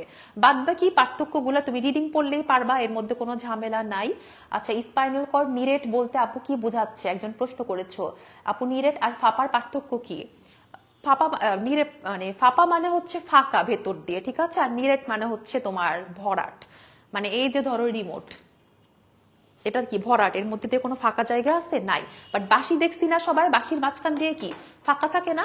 তো এটা কি বলা হয় ফাঁপা, যার মাঝখান দিয়ে ফাঁকা জায়গা আছে। আর নিরেট মানে হচ্ছে ভরাট, মানে একদম সলিড, মানে কোনো পোটা বা কোনো ফাঁপা জায়গা নাই। আশা করি বুঝতে পারছো। আচ্ছা, এরপর দেখো আর কি, আরগুলো পার্থক্য খুবই ইজি, তুমি এমনি পারবা। হৃৎপিণ্ড আমাদের সামনে থাকে নাকি পিছনে থাকে? অনন্ত জলিলের একটা মুভি ছিল নিঃস্বার্থ ভালোবাসা, তো মুভিতে একটা সিন ছিল নাকি বুক চিরে হৃৎপিণ্ড বাহির করে। তো বুঝতেই পারতেছো, বুকে হৃৎপিণ্ড থাকলে তো বুক চিরে হৃৎপিণ্ড বের করা সম্ভব নাকি? পিঠে তো নিশ্চয়ই থাকে না, এটা তো সবাই জানো। তো এটা নিয়ে নিশ্চয়ই কারো কোনো কনফিউশন নাই যে আমাদের হৃৎপিণ্ড কোথায় থাকে। তো আমাদের হৃৎপিণ্ড অবশ্যই বুকে থাকে। তাহলে আমাদের হৃৎপিণ্ড যদি বুকে বা অঙ্কীয় দেশে থাকে, তাহলে হৃৎপিণ্ড পৃষ্ঠীয় দেশে থাকবে কাদের? অবশ্যই নন কোঅর্ডিনেটর। দেখো এই যে নন কোঅর্ডিনেটর হৃৎপিণ্ড কোথায় থাকে? হৃদযন্ত্রের অবস্থান পৃষ্ঠ দেশে, ঠিক আছে। রক্তের হিমোগ্লোবিন, ওদের রক্তের হিমোগ্লোবিন থাকে রক্ত রসে বা প্লাজমায়, আর আমাদেরটা থাকে হচ্ছে আরবিসিতে বা লোহিত রক্তকণিকায়। এই পার্থক্যটা কিন্তু তোমাদের পরে কয়েক পৃষ্ঠা পরে দেয়া আছে, আমি তোমাদেরকে আগেই পড়াচ্ছি। আচ্ছা, রক্ত সংবহন তন্ত্রে এদের হেপাটিক পোর্টাল তন্ত্র থাকে না, আর আমাদের ক্ষেত্রে থাকে, মানে জাস্ট এদের উল্টা। আচ্ছা, তারপর দেখো এদের ত্বক থেকে চোখের উদ্ভব হয়, আর আমাদের হচ্ছে চোখের উদ্ভব হয় হচ্ছে মস্তিষ্ক থেকে। এরকম ছোট ছোট কিছু পার্থক্য আছে, কয়েক পৃষ্ঠা পরে দেওয়া আছে, এগুলো মনে রাখা ইজি, বাট এই তিনটা হচ্ছে মেইন, খুব ভালো মতো মনে রাখবা। আচ্ছা, আরেকটা জিনিস আনসার দিয়ে ফেলো, লেজ কাদের থাকে, আমাদের নাকি ওদের? কি মনে হয়, লেজ কাদের থাকবে, আমাদের নাকি ওদের?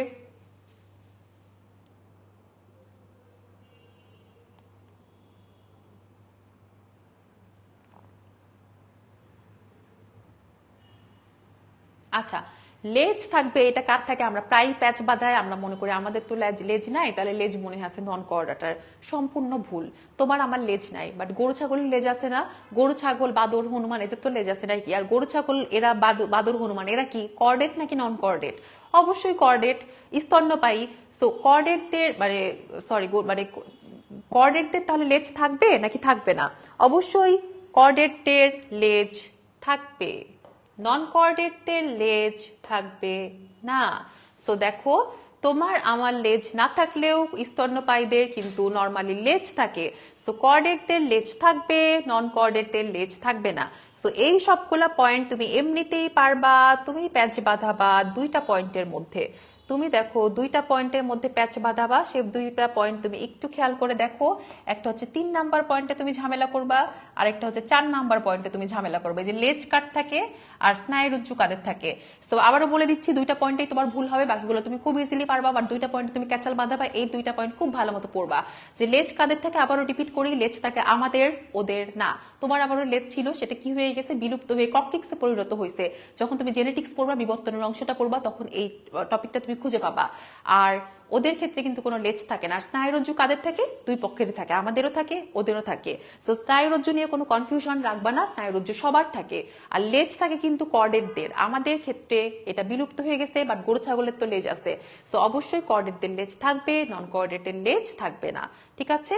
তাহলে বাদ বাকি এই সব কয়টাই কিন্তু ইজিলি খুব ভালো মতো মনে রাখা যায়।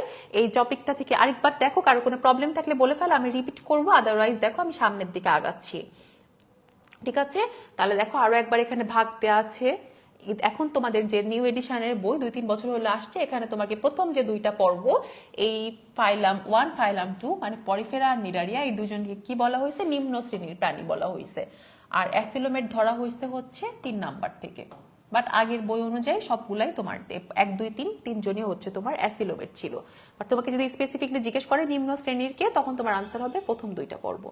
স্বাভাবিক, যত শুরুর দিকের পর্ব তত অনুন্নত হয়, যত পিছনের দিকের পর্ব ধীরে ধীরে উন্নত হয়, তাই না? একদম 1 নাম্বার পর্বের কিছুই থাকে না, যত তুমি সামনের দিকে আগবা তত ধীরে ধীরে উন্নত হবে। দেখো এর সাথে সাথে কিন্তু আমাদের ফার্স্ট অংশের আলোচনা শেষ। এবার আমরা ঢুকতে যাচ্ছি এই যে তোমার হাজার হাজার বৈশিষ্ট্যর অংশগুলা। একটা তো নন কোয়াড্রেটার বৈশিষ্ট্য পড়েই ফেললা, এখন আসছে তোমার জীবনের প্রথম পর্ব পরিফেরা। এখন তুমি দেখবা পড়বা আর খেয়ে ফেলবা, একজনের বৈশিষ্ট্য পড়বা সাথে আরেকজনের বৈশিষ্ট্য খেয়ে ফেলবা। কারণ দেখবা এখন যে বৈশিষ্ট্যগুলো, প্রত্যেকটা বৈশিষ্ট্যই হচ্ছে ইউনিক ইউনিক বৈশিষ্ট্য, কারোর সাথে কারো মিল নাই। কোয়াড্রেটা আর নন কোয়াড্রেটার পার্থক্য কিন্তু আমরা খুব ইজিলি মনে রাখতে পেরেছিলাম। কারণটা কি? কারণ একজনেরটা মুখস্থ করলেই হয়। কোয়াড্রেটারটা ভালো মতো মুখস্থ করবা, উল্টাই দিবা, উল্টাই দিলেই কারটা পাবা, নন কোয়াড্রেটার পাবা, কোনো প্যারাই নাই। কিংবা নন কোয়াড্রেটারটা পড়লা, উল্টাই দিলেই কার পাবা, কোয়াড্রেটারটা পাবা।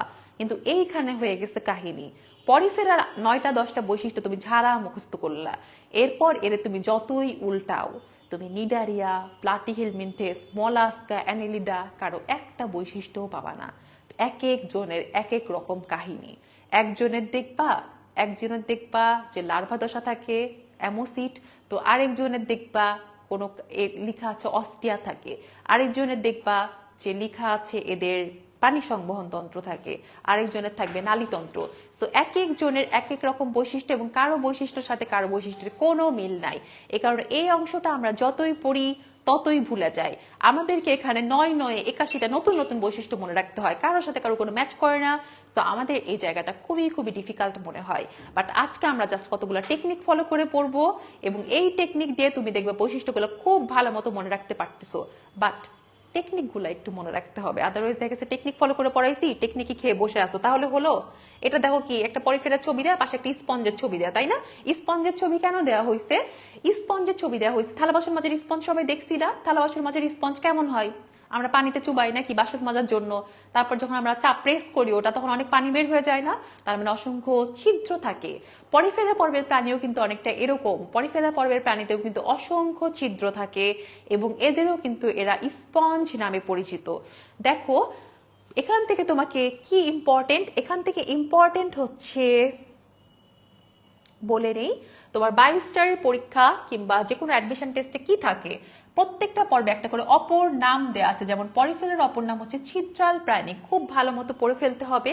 এরপর কোন বিজ্ঞানী পর্বটার নামকরণ করে, এরকম একটা কথা লেখা আছে, এটা জাস্ট রিডিং পড়বা, তেমন একটা ইম্পর্টেন্ট না, বাট রিডিং পড়বা আর কি। বাট ইম্পর্টেন্ট হচ্ছে অপর নাম, অপর নাম খুবই খুবই খুবই ইম্পর্টেন্ট। পাশাপাশি ইম্পর্টেন্ট হচ্ছে বৈশিষ্ট্য, বৈশিষ্ট্য 100% ইম্পর্টেন্ট। তুমি তোমার নিজেরে ভুলে যাও কোনো সমস্যা নাই, বাট পরীক্ষায় ভালো করার জন্য বৈশিষ্ট্য ভুল করা যাবে না, ঠিক আছে? তো বৈশিষ্ট্য থেকে এই অধ্যায় থেকে প্রশ্ন আসলেই সেটা বৈশিষ্ট্য থেকেই আসে। তো বৈশিষ্ট্য তোমাকে খুব খুব ভালো মতো পড়ে ফেলতে হবে, খুব ভালো মতো মুখস্থ করতে হবে। তো পরিফেরাতে এরকম 9টা 10টা বৈশিষ্ট্য দেওয়া আছে এবং বৈশিষ্ট্য আমরা দেখো খুবই সুন্দর করে মনে রাখবো জাস্ট একটা সিঙ্গেল লাইন থেকে, সেটা হচ্ছে নীল পরি কেন স্বপ্নে আসলো। এই একটা লাইন যদি তোমার মনে থাকে তাহলে কিন্তু তোমার সব কয়টা বৈশিষ্ট্যই মনে থাকবে। আচ্ছা আরেকজন লিখছে আপু পর্বগুলোর প্রজাতির সংখ্যা পড়তে হবে। তোমার জন্য সবচেয়ে ইম্পর্টেন্ট হচ্ছে অপর নাম, আর তারপর ইম্পর্টেন্ট হচ্ছে বৈশিষ্ট্য। বৈশিষ্ট্য আর অপর নাম মুখস্থ করার পর তোমার আল্লাহ দুনিয়া যা কিছু আছে তোমার মন চাইলে সবকিছু মুখস্থ করে ফেলো, কোনো সমস্যা নাই, প্রজাতির নাম সংখ্যা সবকিছু। বাট এত কিছু আসলেই পরীক্ষায় মনে থাকে না। তো প্রজাতির নাম মানে এরকম সংখ্যাতাত্ত্বিক জিনিস মনে রাখা খুবই ডিফিকাল্ট হয়, অনেক অনেক সংখ্যা দেয়া, এগুলো রিডিং পড়ার মধ্যে মনে থাকলে থাকলে না থাকলে নাই। সংখ্যাতাত্ত্বিক জিনিস পরীক্ষায় খুবই খুবই কম আসে, একদমই আসে না তা বলবো না, অ্যাডমিশন টেস্টে হয়তো আসে না, অ্যাডমিশন টেস্টে সংখ্যাতাত্ত্বিক জিনিস আসেই না বলতে গেলে, 100টার মধ্যে একটা দুইটাও আসে না। বাট বায়োস্টারের পরীক্ষা একটা দুটো সংখ্যা যদি চলেও আসে, বাট সংখ্যাতাত্ত্বিক জিনিসের পিছনে যে পরিমাণ সময় নষ্ট হয় ওই সময়ে 10টা বৈশিষ্ট্যের প্রশ্ন কিন্তু আনসার করে ফেলা যায়। এই জন্য সংখ্যাতাত্ত্বিক জিনিসের ইম্পর্টেন্স কম দিয়ে আমরা বৈশিষ্ট্য বেশি ওভার ফোকাস করবো। এবং পরীক্ষায় দেখা গেছে তুমি যদি বিগত বছরের প্রশ্ন খেয়াল করো, এখান থেকে প্রশ্ন আসে অপর নাম আর বৈশিষ্ট্য থেকে। আর বৈজ্ঞানিক নাম কিছু কিছু কমন বৈজ্ঞানিক নাম পড়তে হবে, সেই কোনটা কোনটা পড়তে হবে সেটা আমি বলে দিব। আচ্ছা তাহলে চলে আসি, দেখো পরিফেরার বৈশিষ্ট্য, নীল পরি কেন স্বপ্নে আসলো, এই একটা সিঙ্গেল লাইন দিয়ে পরিফেরার সব বৈশিষ্ট্য মনে রাখা যায়। নীলতে কি হয় দেখো, নীলতে হয় এরা নিশ্চল, এদের নালীতন্ত্র থাকে। পরিতে কি হয়, এদের অসংখ্য পোর, এদের অসংখ্য পোর বা ছিদ্র থাকে। ছিদ্রগুলোর নাম কি? ছিদ্রগুলোর নাম হচ্ছে অস্টিয়া। কেনতে এদের কোয়ানোসাইট নামক কোষ থাকে। স্বপ্ন দিয়ে অনেক কিছু হয়, স্পঞ্জ, স্পঞ্জিন, স্পঞ্জোসিল, স্পিকিউল। আসলোতে কি হয়, আসলোতে হয় হচ্ছে এদের অস্কুলাম থাকে। এদের একটা লার্ভা দশা থাকে, লার্ভা দশার নাম কি? লার্ভা দশার নাম হচ্ছে এই যে আতে অ্যামফিব্লাস্টুলা, বা এই যে পরির পতে প্যারেনকাইমুলা। ঠিক আছে, তাহলে অ্যাম্ফিব্লাস্টুলা বা প্যারেনকাইমুলা। তাহলে দেখো পরিফেরা যা কিছু বৈশিষ্ট্য, এই যে পৃষ্ঠা ভরে 10টা বৈশিষ্ট্য দেয়া, তুমি যদি জাস্ট এই সিঙ্গেল লাইনটা মনে রাখতে পারো যে নীলপরি কেন স্বপ্নে আসলো, লাইনটা মনে রাখা তো এত কিছু ডিফিকাল্ট না, নাকি? কয়েকবার পড়লেই কিন্তু মনে থাকে। তো নীলপরি কেন স্বপ্নে আসলো, এই একটা লাইন যদি তুমি মনে রাখতে পারো, এই লাইন দিয়ে কিন্তু পরিফেরার সব বৈশিষ্ট্য মনে রাখা যায়। জাস্ট মিলাই ফেলবা। নীলতে নিশ্চল, নালীতন্ত্র; পরিতে পোর বা ছিদ্র, ছিদ্রগুলোর নাম হচ্ছে অস্টিয়া। তারপর কি? তারপর দেখো কেনতে কোয়ানোসাইট কোষ, স্বপ্নতে অনেক কিছু হয়, স্পঞ্জ স্পঞ্জোসিল স্পিকিউল, আসলোতে হচ্ছে অস্কুলাম। আর লার্ভা দশার নাম হচ্ছে আতে অ্যাম্ফিব্লাস্টুলা, আর পতে হচ্ছে প্যারেনকাইমুলা। আর একটু পর তো তোমার ছন্দ মনে থাকবে, তুমি তো একটু পর খেয়ে ফেলবা যে এটা কার ছন্দ ছিল।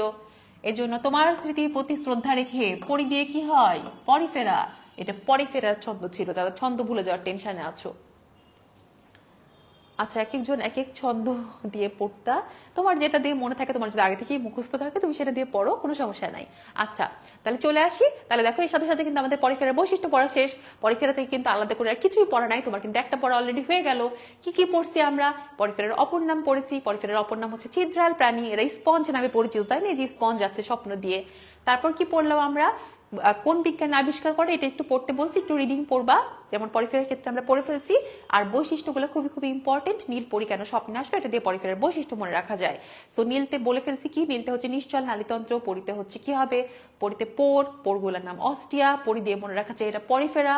তারপর সব কয়টা দিয়ে কোনটা দিয়ে কি হয় এটা আমরা পড়ে ফেললাম।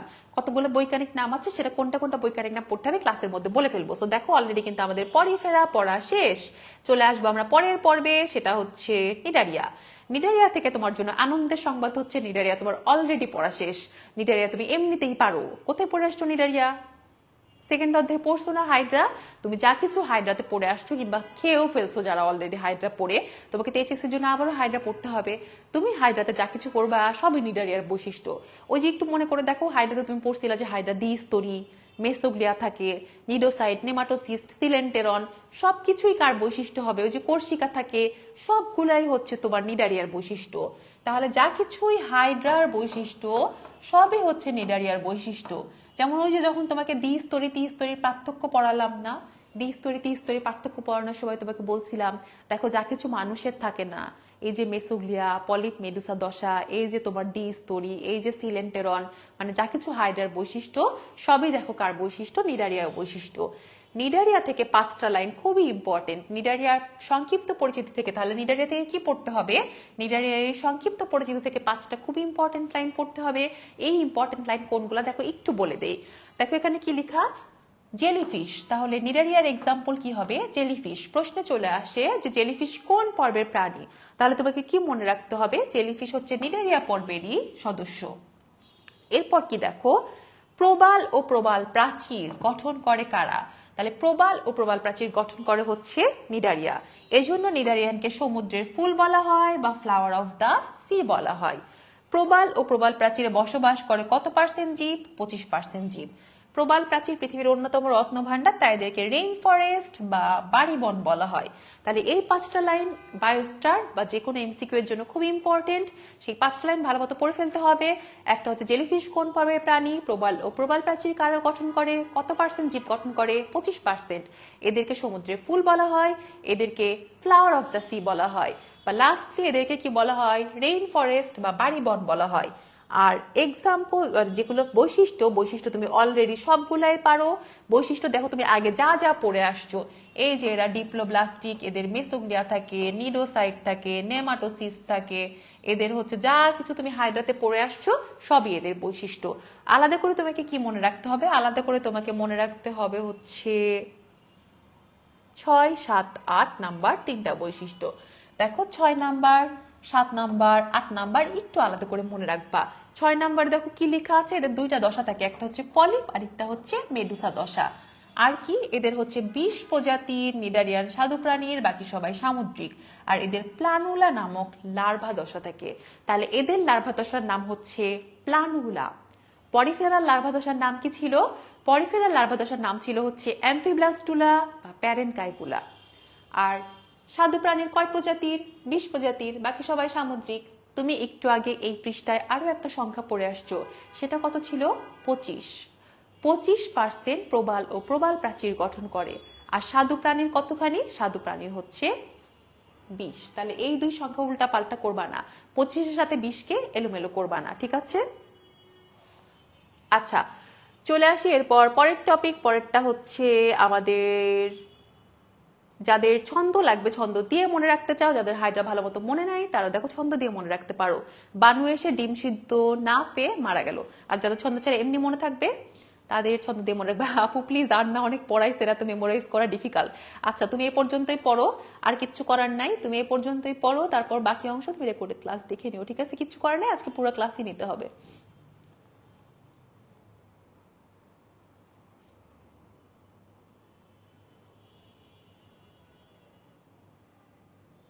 আচ্ছা, তাহলে দেখো আমরা চলে আসি এরপর পরেরটা। আমাদের পরেরটা কি? আমাদের পরেরটা হচ্ছে আমাদের প্লাটিহেলমিনথেস। দেখো, প্লাটিহেলমিনথেস মনে রাখা খুবই ইজি যদি তোমার মনে থাকে প্লাটিহেলমিনথেস হচ্ছে পাতার মতো। এর জন্য প্লাটিহেলমিনথেসের পাশে দেখো পাতার ছবি আঁকা। প্লাটিহেলমিনথেসের সব কয়টা বৈশিষ্ট্যই কিন্তু পাতার মতো এবং পাতা দিয়ে মনে রাখা যায়। প্লাটিহেলমিনথেসের দেখো সব কয়টা বৈশিষ্ট্যই পাতার মতো। তো পাতার মতো কি দেখো বৈশিষ্ট্যে চলে আসি। প্লাটিহেলমিনথেসের বৈশিষ্ট্য খুবই ইম্পর্টেন্ট। দেখো পাতা কেমন? পাতা হচ্ছে উপরের নিচে চ্যাপ্টা, প্লাটিহেলমিনথেস উপরের নিচে চ্যাপ্টা, তাই না? একটা পাতা যদি পাশে এঁকে ফেলি, দেখো এটা হচ্ছে একটা পাতা। তো এই যে পাতা, পাতা কেমন? পাতা হচ্ছে উপরের নিচে চ্যাপ্টা, প্লাটিহেলমিনথেস উপরের নিচে চ্যাপ্টা। পাতাকে যদি তুমি মাঝখান দিয়ে ভাগ করো, এরা সমান দুই ভাগে ভাগ হয়। প্লাটিহেলমিনথেসেও কিন্তু সমান দুই ভাগে ভাগ করা যায়। তো পাতা আর প্লাটিহেলমিনথেস দুইজনই হচ্ছে দ্বিপার্শ্বীয় প্রতিসম। পাতায় কিউটিকল থাকে, আমরা সবাই জানি। প্লাটিহেলমিনথেসেও কিউটিকল থাকবে। পাতায় প্যারেনকাইমা নামক কোষ থাকে, তোমার বোটানের পড়া। প্লাটিহেলমিনথেসেও দেখো প্যারেনকাইমা কোষ থাকে। আর পাতায় একটা বোটা থাকে, প্লাটিহেলমিনথেসে বোটার মতো চোষক বা হুক থাকে। সো পাতা দিয়ে দেখো খুব ইজিলি মনে রাখা যায়। যা পড়ালাম দেখো, এই যে প্লাটিহেলমিনথেসেও কি থাকে? এই যে কিউটিকল থাকে। প্লাটিহেলমিনথেসেও এই যে প্যারেনকাইমা বা মেজেনকাইমা কোষ থাকে। পাতায় যেমন বোটা থাকে, প্লাটিহেলমিনথেসে বোটার মতো হুক বা চোষক থাকে, ঠিক আছে? তাহলে সব ম্যাক্সিমাম বৈশিষ্ট্যই হচ্ছে পাতার মতো। প্লাটিহেলমিনথেস মনে রাখার জন্য সুন্দর একটা ছন্দ দেয়া আছে তোমাদের, সেটা কি? সেটা হচ্ছে শিখা আপা চোর। এইটা দিয়ে প্লাটিহেলমিনথেসের বৈশিষ্ট্য মনে রাখা যায়। দেখো, শিখা আপা চোর, শিখাতে কি হবে? শিখা কোষ। প্লাটিহেলমিনথেসের রেচনাঙ্গের নাম হচ্ছে শিখা কোষ। আতে হচ্ছে এরা অ্যাসিলোমেট, তুমি আগেই পড়ে আসছো 1, 2, 3 নাম্বার পর্ব কি ছিল? অ্যাসিলোমেট, সেখান থেকে পড়ার কিছু নাই। পাতে প্যারেনকাইমা, চড়তে হচ্ছে চোষক থাকে, এটা তো তুমি পড়ে ফেললা, তাই না? যারা ছন্দ ছাড়া মনে রাখতে চাও তারা দেখে এমনিতেই মনে রাখবা যে এমনিতেই কি এটা পাতার মতো। সো পাতায় যেমন প্যারেনকাইমা থাকে, এদেরও প্যারেনকাইমা থাকে। পাতায় যেমন বোটা থাকে, সো এদের বোটার মতো চোষক বা হুক থাকে। আরেকটা কি, এরা কি করতেছে দেখো, ক্যাম্প ফায়ারিং বা বন ফায়ারিং করতেছে। পড়ালেখায় তো আমাদের কারো আগ্রহ নাই, আমাদের সমস্ত মন কি পড়ে থাকে যে কবে পরীক্ষা শেষ হবে, কবে ট্যুরে যাব, ঘুরতে যাব। সো তুমি যখন পাহাড় পর্বতে ঘুরতে যাও, পাহাড় পর্বতে নিশ্চয়ই তুমি যখন ঘুরতে যাও তো তুমি বারবিকিউ পার্টি করবা, হাঁস মুরগি পোড়াবা। তুমি নিশ্চয়ই ঢাকা শহর থেকে কাঁধে করে মশাল নিয়ে, জ্বালানি নিয়ে যাবা না? তুমি নিশ্চয়ই আশেপাশে যা কিছু আছে সেটা দিয়ে তুমি আগুন ধরাও। তো ওই খড়কুটা পাতা যা কিছু আছে সেটাতেই তুমি আগুন ধরাও, তার চারপাশে বসে থেকে সবাই গল্প করো, ওখানে তুমি মুরগি পোড়াও, নাকি? এটাই তো নিয়ম ক্যাম্প ফায়ারিং বন ফায়ারিং এ। তো এই যে তুমি পাতায় আগুন ধরাইছো, পাতা থেকে কি বের হলো? আগুনের শিখা। তাহলে শিখা কোষ কার বৈশিষ্ট্য হবে? অবশ্যই পাতার। তো অবশ্যই মনে রাখবা যে পাতা হচ্ছে প্লাটিহেলমিনথেসের মতো। সো পাতায় আমরা আগুন ধরালে শিখা বের হয়, তাহলে শিখা কোষ প্লাটিহেলমিনথেসের বৈশিষ্ট্য। আল্লাহ দুনিয়ার বাকি পর্বের সাথে এটারে উল্টাপাল্টা করো না। এটা এতবার পড়ানো হয়, পরীক্ষায় বারবার আসে, স্টিল দেখা গেছে তোমরা দাগায় শিখা কোষ কার বৈশিষ্ট্য আসলে তোমরা উল্টা পাল্টা অন্য একটা জিনিস দাগাই ফেলো। তো যারা এখনো উল্টা পাল্টা জিনিস, এটা খুবই মানে সিলি একটা টেকনিক বলছি অবশ্যই, বাট দেখো এই সিলি টেকনিক দিয়ে কিন্তু তুমি মনে রাখতে পারো যে তুমি অবশ্যই প্লাটিহেলমিনথেস পাতার মতো, পাতাতে আগুন ধরাই দিবে, আগুন ধরাইলে কি বের হবে? শিখা বের হবে। তাহলে শিখা কোষ কার বৈশিষ্ট্য? প্লাটিহেলমিনথেসের বৈশিষ্ট্য। দেখো প্রশ্নও চলে আসছে এখানে যে শিখা কোষ কার বৈশিষ্ট্য। একটু ঝটপট আনসার দিয়ে ফেলি।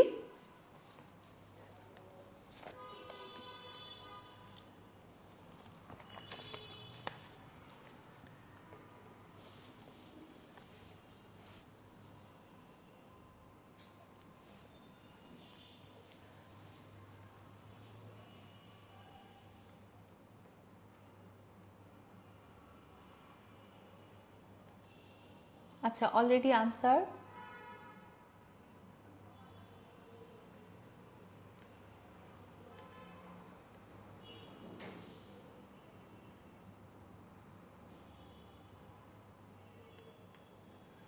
সবাই অলরেডি আনসার দিয়ে ফেলছি। হ্যাঁ, সবাই আনসার দিয়ে ফেলছো তাই না? চ্যাপ্টা কৃমি। আচ্ছা, সবার আনসারই কারেক্ট হয়েছে। চলে আসে আমরা নেমাটোডা। নেমাটোডা থেকে কি পড়তে হবে দেখো, নেমাটোডার অপর নাম হচ্ছে গোলকৃমি বা সুতাকৃমি। নেমাটোডার অপর নাম হচ্ছে গোলকৃমি বা সুতাকৃমি। নেমাটোডার বৈশিষ্ট্যগুলো আমরা খুব সুন্দর করে পড়ে ফেলবো। তো নেমাটোডার বৈশিষ্ট্যের মধ্যে তিনটা বৈশিষ্ট্য খুবই খুবই ইম্পর্টেন্ট। এই তিনটা বৈশিষ্ট্য তোমাকে মাস্ট মনে রাখতে হবে। অন্যান্য বৈশিষ্ট্য তোমার মনে থাকুক না থাকুক, এই তিনটা বৈশিষ্ট্য থেকে খুব বেশি প্রশ্ন চলে আসে।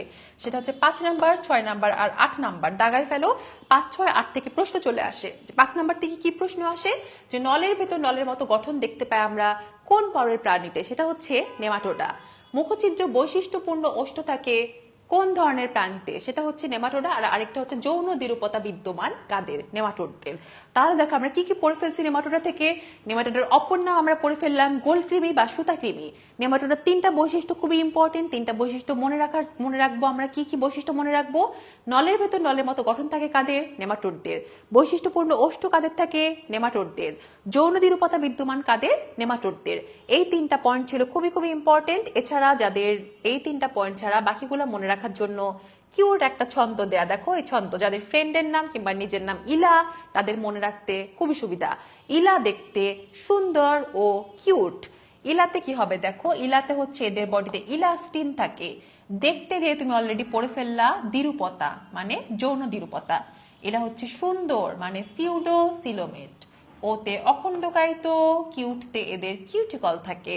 সুন্দর বা সিউডোসিলোমেট, এটা কিন্তু অলরেডি তুমি আগেই পড়ে ফেলছো। নেমাটোডা, তাই না? সিউডোসিলোমেট পর্ব কোনগুলা ছিল, আমরা কি দিয়ে মনে রেখেছিলাম, নারিকেল দিয়ে না? নতে নেমাটোডা, রতে রোটিফেরা, কতে হচ্ছে কিনোরিঙ্কা। তাহলে দেখো তুমি কিন্তু অলরেডি আগেই পড়ে আসছো যে সিউডোসিলোমেট ছিল হচ্ছে নেমাটোড পর্বের প্রাণী। তুমি তখন পড়ছিলা তাই না? 1 থেকে 3 নাম্বার পর্ব হচ্ছে অ্যাসিলোমেট, শুধুমাত্র 4 নাম্বার পর্ব হচ্ছে সিউডোসিলোমেট, আর 5 থেকে 9 পর্যন্ত বাদবাকি সব পর্বই ছিল ইউসিলোমেট। তার মানে এতক্ষণ তুমি যাদেরকে পড়লা, এই পরিফেরা, নিডারিয়া, প্লাটিহেলমিনথেস, এরা সবাই কি, এরা সবাই হচ্ছে অ্যাসিলোমেট। এখন তুমি যাকে পড়তেছো সে হচ্ছে সিউডোসিলোমেট, আর তুমি পরবর্তীতে যাকে পড়বা সে কি, সে হচ্ছে ইউসিলোমেট পর্ব। তুমি এরপরে যাদেরকে পড়বা তারা সব ইউসিলোমেট। আচ্ছা, একজন জিজ্ঞেস করছো যৌন দ্বিরূপতা কি। যৌন দ্বিরূপতা মানে হচ্ছে এদের নারী পুরুষ আলাদা আলাদা। এর আগে যে পর্বগুলোর প্রাণী ছিল তাদের নারী পুরুষ আলাদা করা যেত না, একই দেহে নারী পুরুষ অঙ্গ থাকতো, বা এদের ক্ষেত্রে নারী আর পুরুষ আলাদা। চলে আসে আমাদের 5 নাম্বার পর্ব, সেটা হচ্ছে মলাস্কা। মলাস্কা থেকে কি পড়তে হবে দেখো, মলাস্কার অপর নাম হচ্ছে কম্বোজ প্রাণী। মলাস্কা হচ্ছে প্রাণী জগতে দ্বিতীয় বৃহত্তম পর্ব। খুবই খুবই ইম্পর্টেন্ট একটা লাইন, মলাস্কা হচ্ছে দ্বিতীয় বৃহত্তম পর্ব। মলাস্কার বৈশিষ্ট্য মনে রাখার জন্য আমরা একটা ছন্দ শিখে ফেলবো, সেটা হচ্ছে মেন্টাল হিমু রেডিও শুনে।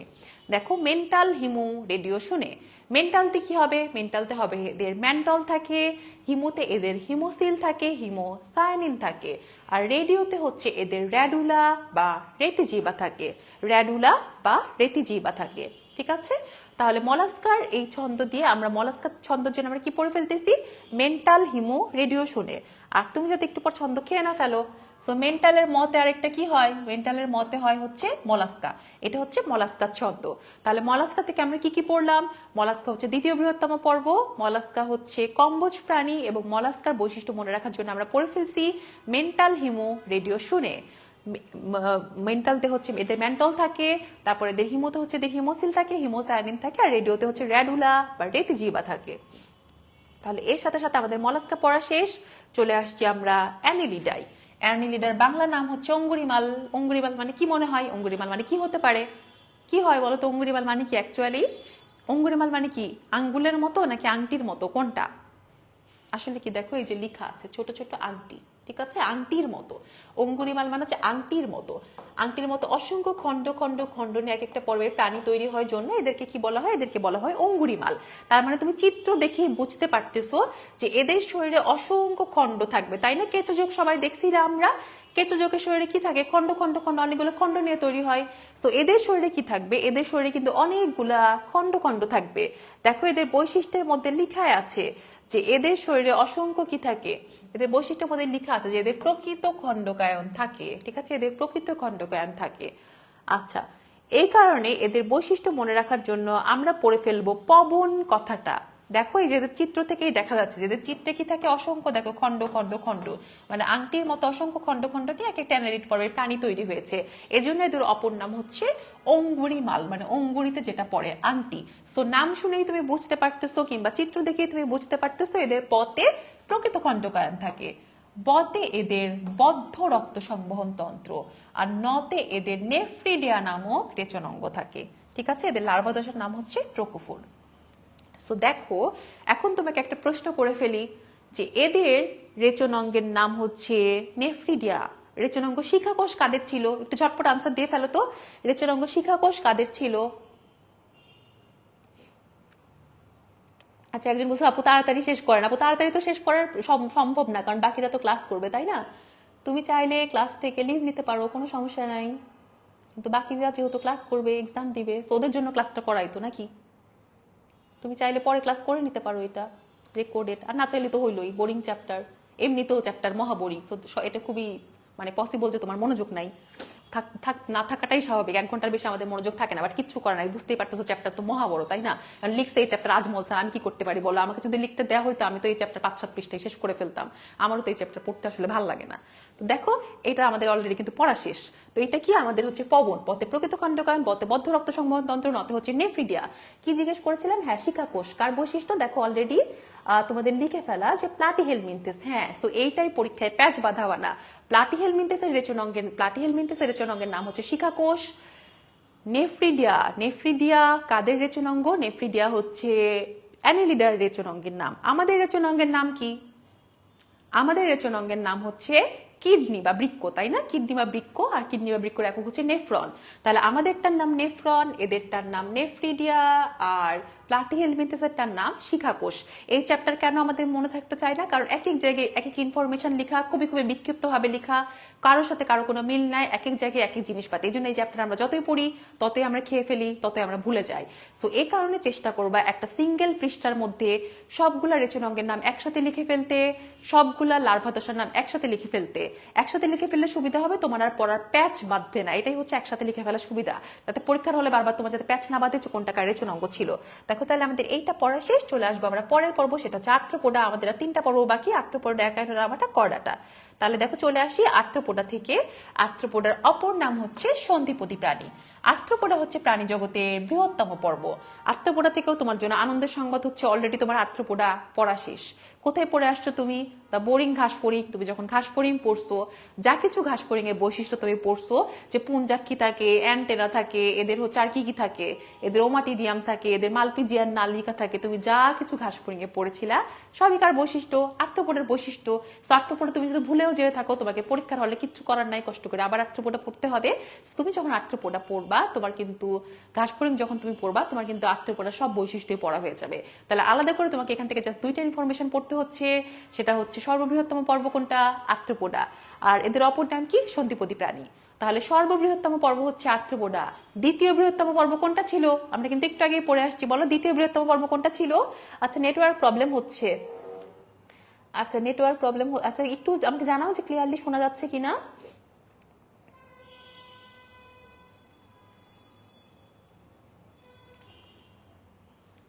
আচ্ছা দেখো, তাহলে দেখো সর্ববৃহত্তম পর্ব হচ্ছে আর্থ্রোপোডা, দ্বিতীয় বৃহত্তম পর্ব আমরা একটু আগেই পড়ে আসছি মলাস্কা। তো এইভাবে কোরিলেট করে পড়বা, তাহলে দেখবা আর তোমার প্যাচ বাঁধতেছে না। এবং যারা ঘাসফড়িং এর বৈশিষ্ট্য ভুলে গেছো, তারা কিন্তু এই ছন্দ দিয়ে মনে রাখতে পারো যদি তুমি চাও। তোমার এমনি মনে থাকলে তো খুবই ভালো, ঘাসফড়িং এর বৈশিষ্ট্য যদি তোমার এমনি মনে থাকে তাহলে তোমাকে ছন্দ দিয়ে পড়তে হবে না। কিন্তু যাদের এখনো এমনিতে মুখস্থ হয় নাই, তারা কি দিয়ে পড়ে ফেলবা? দীপ্রর টাকা পয়সা মালপানি দেখে সুন্দরীরা হামি কাটে। তো দীপ্রর টাকা পয়সা মালপানি দেখে সুন্দরীরা দীপ্রর পিছনে পাগল। সো দীপ্র এখন তার জীবন নিয়ে সংশয়ে আছে। সো দীপ্র দিয়ে কি হবে? এরা দ্বিপার্শ্বীয় প্রতিসম, এটা মনে রাখার তো তেমন কিছু নাই, 2 ভাগে ভাগ করা যায়। টাকা মানে কি? এদের ট্যাগমাটা থাকে, এদের পুঞ্জাক্ষী থাকে, এদের মালপিজিয়ান নালিকা থাকে, এদের রূপান্তর হয়, এদের হিমোসিল থাকে, আর এদের বই কঙ্কাল কাইটিনময়।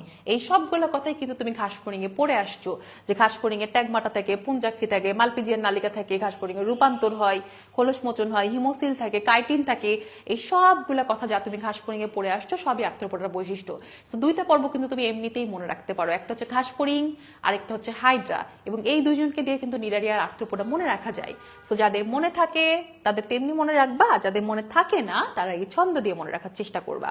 আচ্ছা, এরপর চলে আসি আমরা একটা সিম্পল কোশ্চেন, বৃহত্তম পর্ব নামে পরিচিত কোনটা? এটা সবাই অলরেডি পারো, অলরেডি আনসার করে ফেলছি। আচ্ছা, এটা সবাই আনসার করে ফেলতেছে তাই না? বৃহত্তম পর্ব নামে পরিচিত কোনটা? আর্থ্রোপোডা। আর দ্বিতীয় বৃহত্তম হচ্ছে মলাস্কা।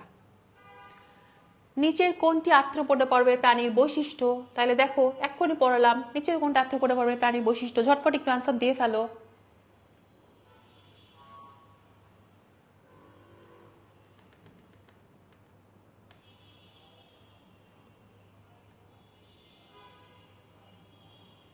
আচ্ছা, সবাই কি আনসার দিছে? হিমোসিল, তাই না? কি পড়লাম আমরা? দীপ্রর টাকা পয়সা দেখে সুন্দরীরা কি কাটে?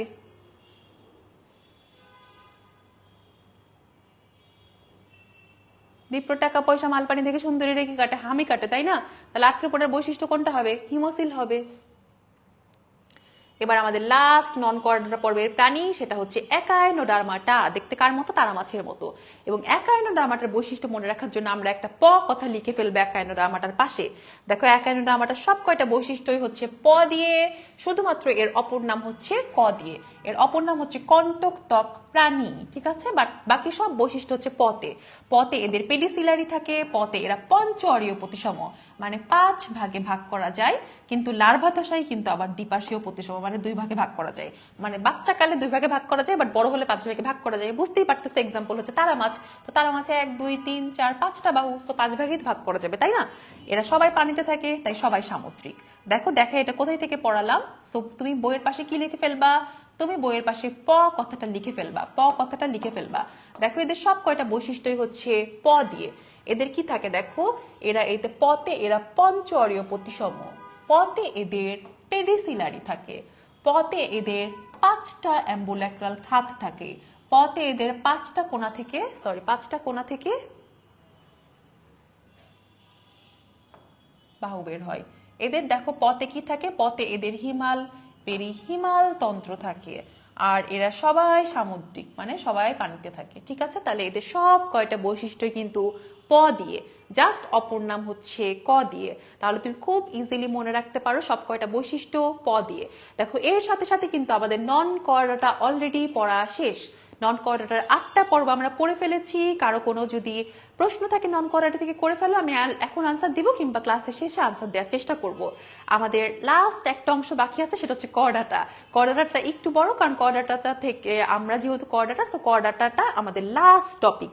তাহলে কর্ডাটা পড়লেই কিন্তু আমাদের পড়া শেষ। দেখো এখানে একটা প্রশ্ন চলে আসছে, কোন পর্বের প্রাণীতে পানি সংবহন তন্ত্র থাকে? প। সো পতে পানি সংবহন তন্ত্র, তাহলে আনসার কি হবে? অবশ্যই একাইনোডার্মাটা হবে। দ্বিতীয় বৃহত্তম পর্ব কোনটা? এটাও তোমাদেরকে আগেই প্রশ্ন করে ফেলছি, মলাস্কা। দেখো আমাদের লাস্ট পর্ব সেটা হচ্ছে করডাটা, মানে হচ্ছে আমরা। এবং করডাটা থেকে কি পড়তে হবে? করডাটা থেকে পড়তে হবে করডাটার বৈশিষ্ট্য। করডাটা থেকে তুমি জানো যে করডাটের কি থাকে? আমাদের মেরুদণ্ড থাকে, নটোকর্ড থাকে। কর্ডেট থেকে কর্ডেটের বৈশিষ্ট্যগুলা খুবই important, both for written and MCQ. খুবই খুবই খুবই ইম্পর্টেন্ট। অ্যাডমিশন টেস্ট বলো, এইচএসসি বলো, ফার্স্টে শুরুতেই বলে দিলাম, তাই না? যে তোমার এইচএসসিতে প্রশ্ন থাকবে যে করডাটার বৈশিষ্ট্য লিখো, নন করডাটার বৈশিষ্ট্য লিখো, কিংবা করডাটা নন করডাটার পার্থক্য লিখো। সো তোমাকে খুব ভালো মতো করডাটার পার্থক্য পড়তে হবে, করডাটা নন করডাটার পার্থক্য পারতে হবে, করডাটার বা নন করডাটার বৈশিষ্ট্য পারতে হবে। সো এইটা কিন্তু তোমার অলরেডি পড়া শেষ। কখন পড়ছি? যখন আমরা নন কর্ডাটার পার্থক্য বা বৈশিষ্ট্য পড়লাম, তখনই কিন্তু আমরা কর্ডাটার বৈশিষ্ট্য পড়ে ফেলছি, জাস্ট উল্টাই দিলেই, তাই না? দেখো এই যে নটোকর্ড পড়লাম আমরা, স্নায়ুরজ্জু পড়লাম, ফুলকারন্ত্র পড়লাম। একটু 1 2 3 4 নাম্বার একটু ডিটেইলসে পড়তে হবে। সেটা কি দেখো, নটোকর্ড পরবর্তীতে কি দ্বারা প্রতিস্থাপিত হয়? মেরুদণ্ড দ্বারা। এই যে স্নায়ুরজ্জু কেমন হয়? এই যে বলছিলাম ফাঁপা হয়, আমাদেরটা ফাঁপা হয় পৃষ্ঠীয় হয়। তো ফাপ দিয়ে আমরা মনে রেখেছিলাম যে ফাঁপা পৃষ্ঠীয়। আর নন কর্ডেটেড হয় অঙ্কীয় নিরেট। তাহলে এই স্নায়ুরজ্জু দেখো সম্মুখে তৈরি করে মস্তিষ্ক, পশ্চাতে সুষুম্না কাণ্ড। তারপর দেখো অ্যান্ডোস্টাইল থাইরয়েড গ্রন্থিতে রূপান্তরিত হয়। সো এই চারটা একটু ডিটেলসে পড়লাম, বাদ বাকি তুমি আগেও যা পড়ছো সেম। দেখো এই যে আমাদের লেজ থাকে, আমাদের পরিপাক তন্ত্র হচ্ছে সম্পূর্ণ, আমাদের রক্ত সংবহন তন্ত্রটা বদ্ধ, আমাদের রক্তে হেপাটিক পোর্টাল তন্ত্র থাকে, লোহিত কণিকায় হিমোগ্লোবিন থাকে, আমাদের হৃৎপিণ্ড অবস্থান করে বুকে বা অঙ্কীয় দেশে, আমাদের হাত পা থাকে, এটা তো সবাই জানো, আর লাস্টে আমাদের খণ্ডকায়ন থেকে। তাই এগুলো জাস্ট রিডিং পড়বা, বাট 1 2 3 4 একটু ডিটেলসে পড়ে ফেললা। নটকট মেরুদণ্ড দ্বারা প্রতিস্থাপিত হয়, স্নায়ুর সম্মুখে মস্তিষ্ক, পশ্চাতে সুষুম্না কাণ্ড তৈরি করে। 1 2 3 4 নাম্বার পয়েন্ট একটু ডিটেলস পড়বা, বাদ বাকি তো তুমি আগেই যা পড়াইছি তাই সেম, কোনো পার্থক্য নাই। দেখো এরপর চলে আসে আমাদের একটা সুন্দর একটা বক্স আছে, এবং তোমার জন্য আনন্দের সংবাদ যে এই বক্স তোমার অলরেডি পড়া শেষ। দেখো এই বক্সে যা কিছু তোমার এই বৈশিষ্ট্য লেখা আছে, এই বৈশিষ্ট্য কিন্তু তুমি এতক্ষণে সবগুলা পড়ে ফেলছো। দেখো এই সব কয়টা বৈশিষ্ট্যই তোমার পড়া শেষ। দেখো এই যে দেখো তোমার নেফ্রিডিয়া থাকে, এখানে কি লেখা, হিমোসিল থাকে, এই যে পরিফেরার মধ্যে লেখা অস্টিয়া থাকে, কোয়ানোসাইট থাকে, নালীতন্ত্র, স্পঞ্জিন থাকে, এই সব কিন্তু তোমার অলরেডি পড়া হয়ে গেছে। তাহলে এখান থেকে তোমাকে আর কি পড়তে হবে, কোন জিনিসটা তুমি পড়ো নাই, এই যে উদাহরণ। তো এই উদাহরণটা তোমাকে পড়ে ফেলতে হবে। এতক্ষণ ধরে বলছিলাম না যে বৈজ্ঞানিক নাম বৈজ্ঞানিক নাম বৈজ্ঞানিক নাম, তুমি কই থেকে পড়বা? সো এই বৈজ্ঞানিক নাম তোমাকে বক্সের গুলো পড়ে ফেলতে হবে, যেহেতু বক্সের বৈজ্ঞানিক নাম চোখে পড়ে বেশি, এজন্য বক্সের বৈজ্ঞানিক নাম থেকে প্রশ্ন চলে আসতে পারে। আর বৈজ্ঞানিক নামে এত প্যারা খাওয়ার কিছু নাই, খুবই ইজি, কখনো উল্টা পাল্টা আসবে না, একটার সাথে আরেকটার স্পেসিস জেনাস মিক্স করে দিবে না, খুবই ইজি। যেমন দেখো পরিফেরার অপর নাম কি, স্পঞ্জ, এই জন্য বৈজ্ঞানিক নামগুলোর মাঝখানে দেখো স্পঞ্জিলা, স্পঞ্জ টাইপ কথাবার্তা, যে স্পঞ্জ স্পঞ্জ কথাবার্তা, তাহলে স্পঞ্জ পাইলেই সেটা কার বৈজ্ঞানিক নাম হবে, পরিফেরার। এই যে জেলিফিশের বৈজ্ঞানিক নাম তো তুমি আগেই পড়ে আসছো, অরিলিয়া। সো জেলিফিশের বৈজ্ঞানিক নাম অরিলিয়া। দেখো কলম, পেন লেখা, পেন মানে কি, কলম। সো আলাদা করে তুমি কি পড়বা, এই যে ফিতা, টেপ ফিতা, সো টেপ ফিতা দিয়ে মনে রাখবা। টিনিয়া, ফিতা কৃমি, ফিতা কৃমির বৈজ্ঞানিক নাম হচ্ছে টিনিয়া। দেখো এই বক্সে কি লেখা, কেঁচো, কেঁচোর বৈজ্ঞানিক নাম কি, মেটাফাইট পোস্তুমা। কেঁচো কি খায়, মাটি খায়, মাটি থেকে কি আসছে, মেটে, এজন্য কেঁচোর বৈজ্ঞানিক নাম কি, মেটাফাইট পোস্তুমা।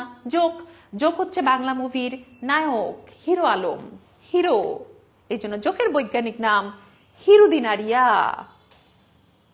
দেখো খুবই ইজি।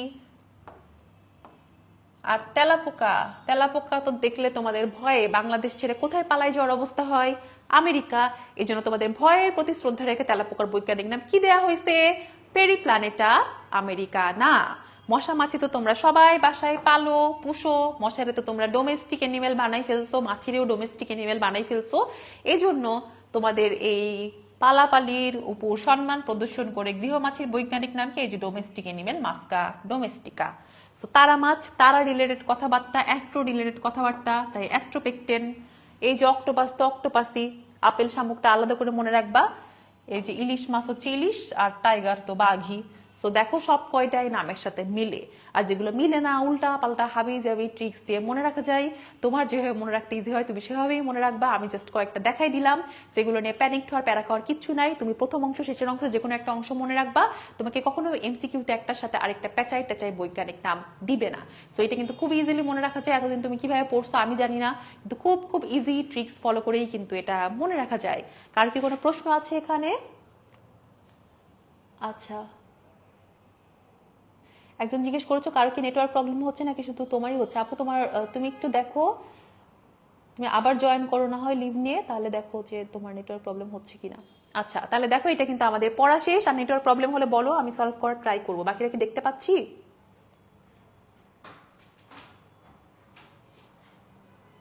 দেখো এবার আমরা চলে আসি কর্ডাটার ক্লাসিফিকেশনে। তো চলে আসি, দেখো কর্ডাটাকে 3 ভাগে ভাগ করা যায়। এখান থেকে কি পড়তে হবে, 3টা ভাগে জাস্ট নাম করবা। 3টা ভাগ কি কি, ইউরো কর্ডাটা, স্টেফালো কর্ডাটা, আরেকটা হচ্ছে ভার্টিব্রাটা। আমরা হচ্ছি ভার্টিব্রাটা। তো ইউরো কর্ডাটার আবার 3টা ভাগ মনে রাখার জন্য আমরা পড়ে ফেলবো ATL, অ্যাসিডিয়াশিয়া, থ্যালিয়াশিয়া, লার্ভাশিয়া। ATL দিয়ে আমরা কি মনে রাখবো, অ্যাসিডিয়াশিয়া, থ্যালিয়াশিয়া, লার্ভাশিয়া। স্টেফালো কর্ডাটার কোনো ভাগ নাই। আর ভার্টিব্রাটার হচ্ছে 2টা ভাগ, একটা হচ্ছে সাইক্লোস্টোমাটা, আরেকটা হচ্ছে ন্যাথাস্টোমাটা।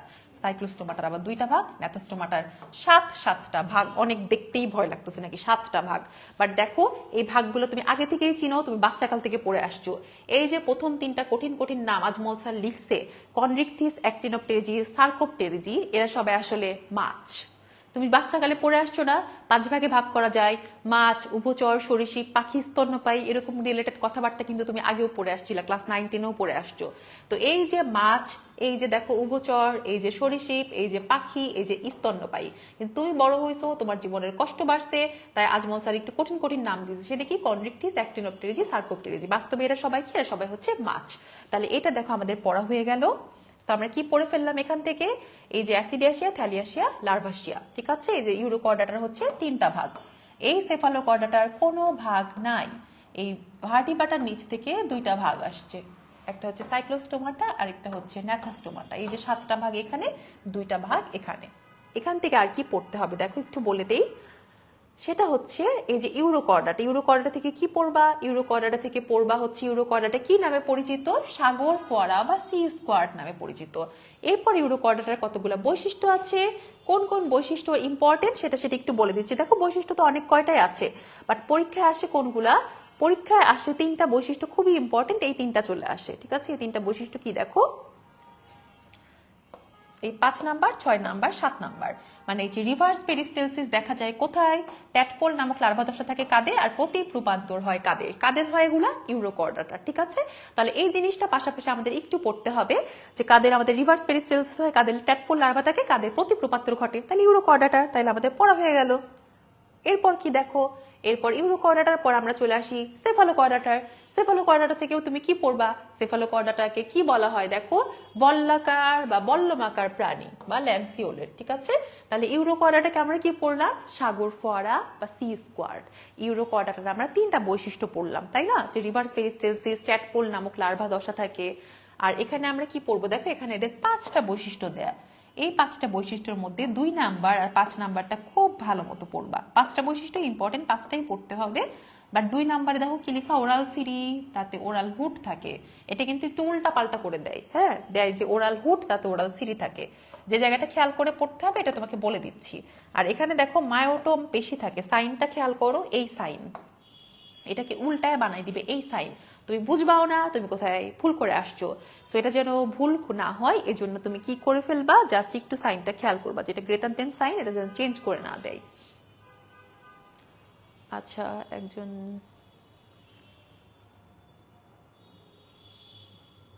ঠিক আছে, তাহলে দেখো এটা আমাদের পড়া শেষ। এরপর চলে আসি ভার্টিব্রাটা। যেহেতু আমরা হচ্ছি ভার্টিব্রাটা, সো আমাদের বৈশিষ্ট্য তো ডেফিনেটলি ইম্পর্টেন্ট হবেই হবে। বাট ভার্টিব্রাটার বৈশিষ্ট্য কিন্তু তুমি আগেও পড়ে ফেলছো। কখন পড়ছো? যখন তুমি কর্ডাটার বৈশিষ্ট্য পড়ে ফেলেছো, তখনই তুমি ভার্টিব্রাটা সব কয়টা বৈশিষ্ট্য পড়ে ফেলেছো। সেম সেম দেখো, সেম সব কথাবার্তা লিখা। এই যে নটকর্ড মেরুদণ্ড দ্বারা প্রতিস্থাপিত হয়, এই যে স্নায়ুরজ্জু মস্তিষ্ক সুষুম্নার কাণ্ড তৈরি করে, সেখান থেকে পড়ার আর কিছু নাই। কি পড়বা? এদের এদের মস্তিষ্ক ক্রেনিয়াম দিয়ে মানে মানে ইয়া থাকে জন্য, পরিবৃত থাকে জন্য এদের অপর নাম হচ্ছে ক্রেনিয়াটা। এদের একটা করটি থাকে। আর এই যে আমরা কি পড়েছিলাম, আমাদের ক্ষেত্রে কি থাকে? ফুলকারন্ধ্র থাকে, তাই না? সে ফুলকারন্ধ্রের সংখ্যা কয়টা? 5 থেকে 15 জোড়া। বাকি সব কয়টা পয়েন্ট তুমি দেখো, সব কয়টা পয়েন্ট কিন্তু সেম। তুমি কর্ডাটার যা কিছু বৈশিষ্ট্য পড়ছো, তুমি ভার্টিব্রাটার সব কিছুই সেই সেম সেম বৈশিষ্ট্যই পড়েছো, ঠিক আছে? তাহলে যা বৈশিষ্ট্য তুমি ভার্টিব্রাটার কর্ডাটার পড়ছো, সেগুলোই ভার্টিব্রাটার বৈশিষ্ট্য, আলাদা করে এখান থেকে পড়ার আর কিছুই নাই। এখন আমরা চলে আসি এই যে ভার্টিব্রাটার আবার 2টা ক্লাসে ভাগ করা হলো। একটা হচ্ছে সাইক্লোস্টোমাটা, আরেকটা ন্যাথাস্টোমাটা। সাইক্লোস্টোমাটার আবার 2টা ভাগ, মিক্সিনি, পেট্রোমাইজেন্টিডার বৈশিষ্ট্য। তুমি এখন একটা ঝামেলায় পড়ে গেলা নাকি, আবার আপু মিক্সিনি পেট্রোমাইজেন্টিডা কই থেকে আসলো, এটার আবার বৈশিষ্ট্য পড়তে হবে, আরেক মহা মুশকিল। তো মিক্সিনি আর পেট্রোমাইজেন্টিডার বৈশিষ্ট্য মনে রাখা খুবই সহজ। আমি তোমাদেরকে জাস্ট একটা ট্রিক্স বলে দিচ্ছি। দেখো আমরা এখান থেকে না পড়ে স্লাইড দিয়ে পড়ে ফেলবো। দেখো এখানে মিক্সিনির কতগুলো বৈশিষ্ট্য দেয়া, তাই না? যে 7টা বৈশিষ্ট্য দেয়া। মিক্সিনের একটা অপর নাম দেয়া হ্যাকফিশ, একটা সংখ্যা লিখা 70, আবার এই যে এতগুলো বৈশিষ্ট্য দেয়া। সেম থিং ফর পেট্রোমাইজেন্টিডা, পেট্রোমাইজেন্টিডার অপর নাম লিখা, পেট্রোমাইজেন্টিডার আবার একটা সংখ্যা লিখা, আবার এদের কি এতগুলা কাহিনী লেখা। তো এগুলো আমরা এত প্যারা নিয়ে এত কষ্ট করে মনে রাখবো না, আমরা খুবই খুবই ইজিলি এই স্লাইড দিয়ে মনে রাখবো। দেখো এই স্লাইড একবার পড়ে ফেললে এটা তুমি আর কখনোই ভুলবা না, খুব ভালো মতো মনে থাকবে। মিক্সিনি আর পেট্রোমাইজেন্টিডার মধ্যে কি মনে হয়? কে গরিব, কে বড় লোক, কে বেশি গরিব সেটা আগে বলে ফেলো। কি মনে হয় মিক্সিনি আর পেট্রোমাইজেন্টিডার মধ্যে কে গরিব, কে মিসকিন? মিক্সিনি। তাহলে মিক্সিনি হচ্ছে তোমার মিসকিন, তাহলে মিক্সিনি হচ্ছে তোমার মিসকিন। তো মিসকিন কি আমরা বেশি দিব নাকি কম দিব? সামনে কি পরীক্ষা নাকি এইচএসসি অ্যাডমিশন টেস্ট, তাহলে কি কম দেওয়া উচিত নাকি বেশি দেওয়া উচিত? অবশ্যই ডেফিনেটলি কি দেওয়া উচিত? বেশি বেশি দেওয়া উচিত, বেশি বেশি দান খয়রাত করা উচিত নাকি? তাহলে যা কিছু বেশি সবকিছু আমরা কাকে দিব? দেখো সবকিছু আমরা দিব মিক্সিনিকে বেশি আর পেট্রোমাজেন্টাকে কম। তাহলে এই যে দুইটা সংখ্যা লিখে, একটা 70 আর একটা 41, বেশি সংখ্যা কে পাবে? মিক্সিনি, কমটা পাবে পেট্রোমাইজেন্টিনা। দেখো 4 জোড়া কোর্সিকা কার থাকবে? মিক্সিনির। পেট্রোমাইজেন্টিনার কিন্তু কোনো কোর্সিকা নাই, তার পরিবর্তে কি থাকে? কেরাটিনময় দাঁত থাকে। ঠিক আছে, দেখো ফুলকারন্ধ্র 5 থেকে 15 জোড়া, আরেকটা হচ্ছে 7 জোড়া, তাহলে বেশিটাকে পাবে মিক্সিনি আর কমটাকে পাবে পেট্রোমাইজেন্টিনা। তাহলে খেয়াল করো, যা কিছু বেশি সব জিনিসপাতি কে পাবে? সেটা পাবে হচ্ছে মিক্সিনি, কারণ মিক্সিনি তো গরিব, সে হচ্ছে মিসকিন। যেহেতু মিসকিন, তাকে আমরা বেশি বেশি জিনিস দিব, বেশি বেশি দান খয়রাত করবো। পেট্রোমাইজেন্টিনা তো এমনি বড় লোক, তাই না? তাকে তো তোমার আমার দান করার কিছু নাই, সেই তো আমাদেরকে দান করতে পারলে বাঁচে, তো সে এত বড় লোক। তাহলে দেখো যা কিছু হচ্ছে মানে বেশি বেশি জিনিস সব আমরা দান করবো কাকে বেশি? মিক্সিনিকে। তাহলে এই যে সংখ্যা, একজনের সংখ্যা 41, আরেকজনের সংখ্যা 70, তোমার কিন্তু কখনোই প্যাচ বাঁধবে না কার 10 কার 15। দুইটা সংখ্যা পড়বা, দেখো দুইটা নিয়ে তুমি প্যাচ বাঁধাচ্ছ। তাহলে সবসময় কি মনে রাখবা? যে সংখ্যাটা বড় সেটা সেটা আমি কাকে দিব? সেটা মিসকিনকে দিব, মানে মিক্সিনিকে। বেশি কোর্সিকা 5 থেকে 15 জোড়া কাকে দিব? মিক্সিনিকে। 4 জোড়া কোর্সিকা সরি ফুলকারন্ধ্র, বেশিটা কাকে দিব? মিক্সিনিকে। কোর্সিকা আমরা কাকে বেশি দিব? মিক্সিনিকে। পেট্রোমাইজেন্টির তো কোনো কোর্সিকাই নাই, তার পরিবর্তে কি থাকে? কেরাটিনময় দাঁত থাকে। এখন আরেকটা জিনিস, লার্ভা দশা। লার্ভা দশা আমরা কাকে দিব? মিক্সিনি তো গরিব, তাই না? সে নিজেই তার মানে কি বলবো, তার নিজেই সে ভাত খাওয়ার তার টাকা পয়সা নাই, তারই নুন আনতে পান্তা ফুরায় অবস্থা, সে নিজেই চলতে পারতেছে না। এখন তুমি যদি ওকে বাচ্চা কাচ্চা দাও, সে কি চলতে পারবে? অবশ্যই পারবে না। তাহলে ওকে কি আমাদের বাচ্চা কাচ্চা দেওয়া উচিত? উচিত না। তাহলে ওকে আমরা কোনো লার্ভা দশা দিব না। লার্ভা দশা আমরা কাকে দিব? পেট্রোমাইজেন্টিনাকে, কারণ সে বড় লোক। এখন পেট্রোমাইজেন্টিনা তো অনেক বড় লোক, সে এত এত বড় লোক যে তার জন্য 2-3টা Audi, helicopter, personal plane, jet plane কোনো বিষয়ই না। তো পেট্রোমাইজেন্টিনার কাছে 2-1টা প্লেন, পাখনা, হেলিকপ্টার থাকতেই পারে, বাট মিক্সিনি তো অনেক গরিব, সো ওর কোনো পৃষ্ঠীয় পাখনা, হেলিকপ্টার, প্লেন কিছুই থাকবে না। সো যাদের এইটা নিয়ে কনফিউশন, তারা আবার শুনে রাখো, সংখ্যাতাত্ত্বিক জিনিস যা কিছু বেশি সব পাবে কে? মিক্সিনি, কারণ মিক্সিনি তো গরিব। সো সব কিছু আমরা কোর্সিকা, ফুলকারন্ধ্র সংখ্যা সব আমরা কাকে বেশি দান খয়রাত করব? মিক্সিনিকে। কিন্তু যেহেতু মিক্সিনি গরিব, তাই ওকে আমরা কোনো লার্ভা দশা দিব না, ওকে আমরা বাচ্চা কাচ্চা দিয়ে কোনো প্যারা দিব না। বাচ্চা কাচ্চা লার্ভা দশা আমরা কাকে দিব? পেট্রোমাইজেন্টিনাকে। আর যেহেতু পেট্রোমাইজেন্টিনা অনেক বড় লোক, তার 2-1টা পার্সোনাল হেলিকপ্টার মানে পৃষ্ঠীয় পাখনা থাকতেই পারে, বাট মিক্সিনি তো গরিব, ও কোথায় পাবে, তাই না? সো ওর কাছে থাকবে না। তো বলো, এখানে আর কারো কোনো প্রশ্ন আছে? এটা কারো কোনো বুঝতে সমস্যা হয়েছে নাকি পরের টপিকে আমরা যাব? আচ্ছা, একজন বলছে আমি মিসকিন, ভালো জি মনে থাকে না।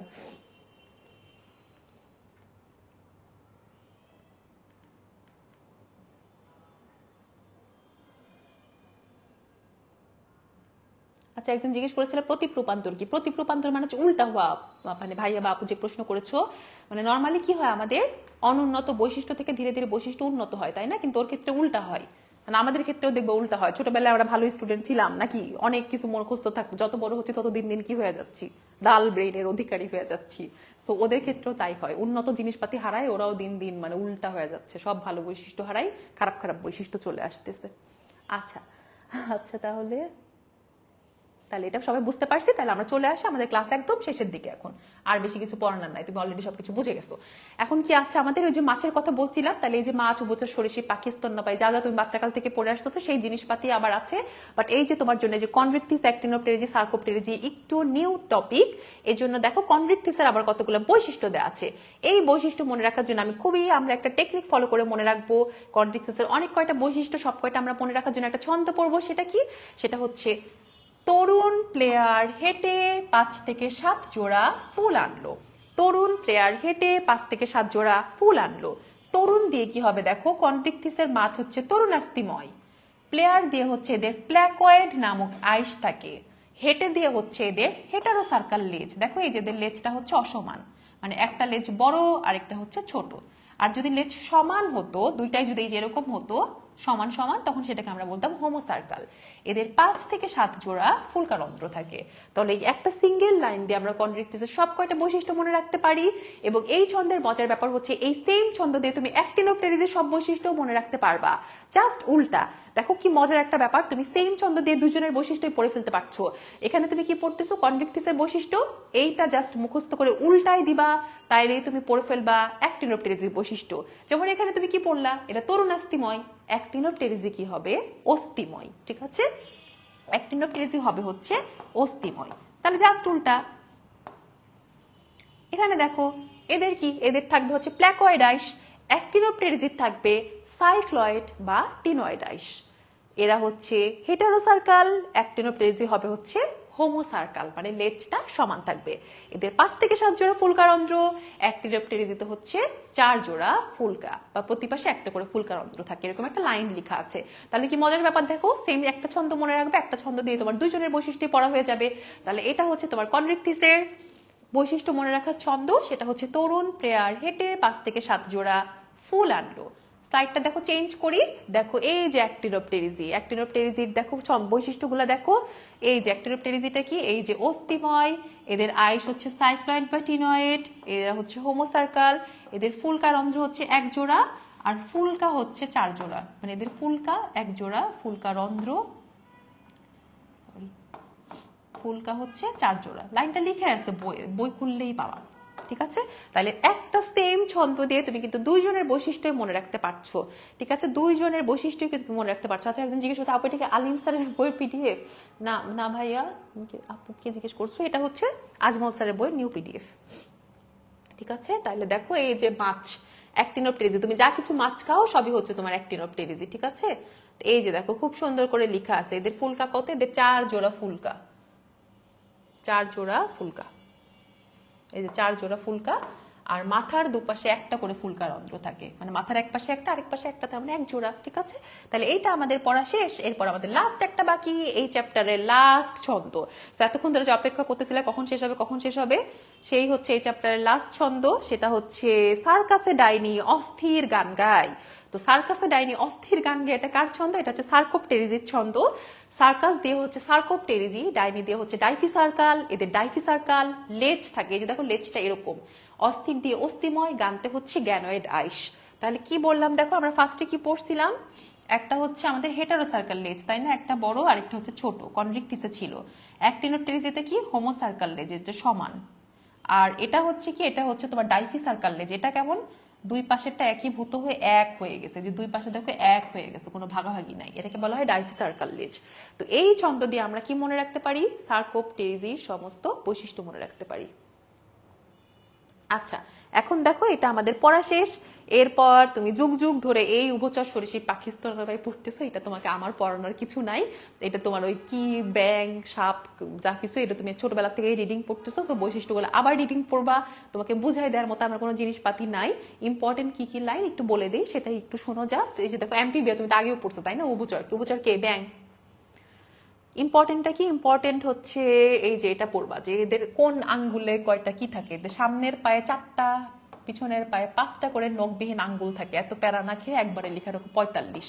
45 মানে কি, সামনের পায়ে 4টা আঙ্গুল, পিছনের পায়ে 5টা আঙ্গুল। আমাদের তো এত কাহিনী নেই, আমাদের হাতেও 5টা করে আঙ্গুল, পায়েও 5টা করে আঙ্গুল, বাট এদের ক্ষেত্রে কি সামনে 4টা, পিছনে 5টা করে আঙ্গুল। আর এদের হৃৎপিণ্ড হচ্ছে 3 প্রকোষ্ঠ বিশিষ্ট, 2টা অ্যাট্রিয়াম, একটা ভেন্ট্রিকল। এই জিনিসটা আবার পড়াবো, দেখো হৃৎপিণ্ডের প্রকোষ্ঠ আমি একবারে পড়াই দিচ্ছি।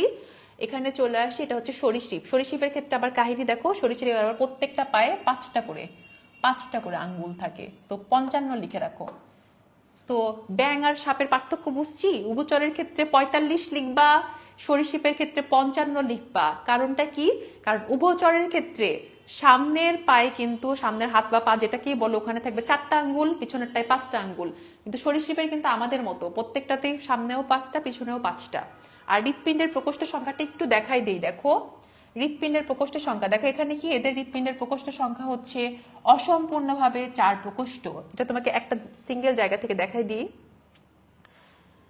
এই জিনিসটা দেখো সিরিয়ালি বাড়বে, ঠিক আছে, এই জিনিসটা হচ্ছে সিরিয়ালি বাড়বে, খেয়াল করো হৃৎপিণ্ডের প্রকোষ্ঠ। মাছের হৃৎপিণ্ডের প্রকোষ্ঠ কত, তুমি রুই মাছে পড়ে আসছো, মাছের হৃৎপিণ্ডের প্রকোষ্ঠ হচ্ছে 2 প্রকোষ্ঠ, তাই না? একটা অ্যাট্রিয়াম একটা ভেন্ট্রিকল। তুমি রুই মাছে পড়ছো 2টা প্রকোষ্ঠ থাকে, 3টা কিন্তু না। রুই মাছে কিন্তু একটা সাইনাস ভেনোসাস ছিল, সেটা কিন্তু উপপ্রকোষ্ঠ। সো রুই মাছের 2টা প্রকোষ্ঠ। তারপর দেখো সিরিয়ালি বাড়তেছে। উভচরের দেখো 3 প্রকোষ্ঠ। সরীসৃপের কত? অসম্পূর্ণভাবে 4 প্রকোষ্ঠ। আর পাখি আর মানুষ হচ্ছে সেম সেম, তাহলে দুজনেরই হচ্ছে 4 প্রকোষ্ঠ বিশিষ্ট। ঠিক আছে, এটাই হচ্ছে তোমার সিরিয়ালি বাড়বে। প্রথমে দেখো মাছের থাকবে 2টা, উভচরের থাকবে 3টা, সরীসৃপের থাকবে অসম্পূর্ণভাবে 4, আর মানুষ আর পাখির থাকবে হচ্ছে সম্পূর্ণভাবে 4। অসম্পূর্ণভাবে 4কে মনে রাখার জন্য অনেকে 3.5ও লিখে। জিনিসটা সিরিয়ালি বাড়ছে। তো এখান থেকে আর কি পড়তে হবে, যেহেতু আমরা হচ্ছি স্তন্যপায়ী তাই আমাদের বৈশিষ্ট্যগুলা খুব ভালো মতো পড়তে হবে। আমরা যেহেতু স্তন্যপায়ী চেষ্টা করবো আমাদের বৈশিষ্ট্যগুলো খুব ভালো মতো পড়তে। যেমন আমাদের ক্ষেত্রে কার্যকরী ম্যামারি গ্ল্যান্ড বা স্তন গ্রন্থি থাকে, আমরা এন্ডোথার্মিক, আমাদের বাইরের কান যে বহিকর্ণে মানে কানের মধ্যে যে অংশটা থাকে পিনা থাকে। তারপর দেখো আমাদের ডায়াফ্রাম বা মধ্যচ্ছদা থাকে, জাস্ট রিডিং পড়বা, কারণ যেহেতু আমরা স্তন্যপায়ী সো বুঝতেই পারতেছো। আমরা কর্ডাটা, তাই কর্ডাটা দেখো আমরা কতখানি পড়লাম।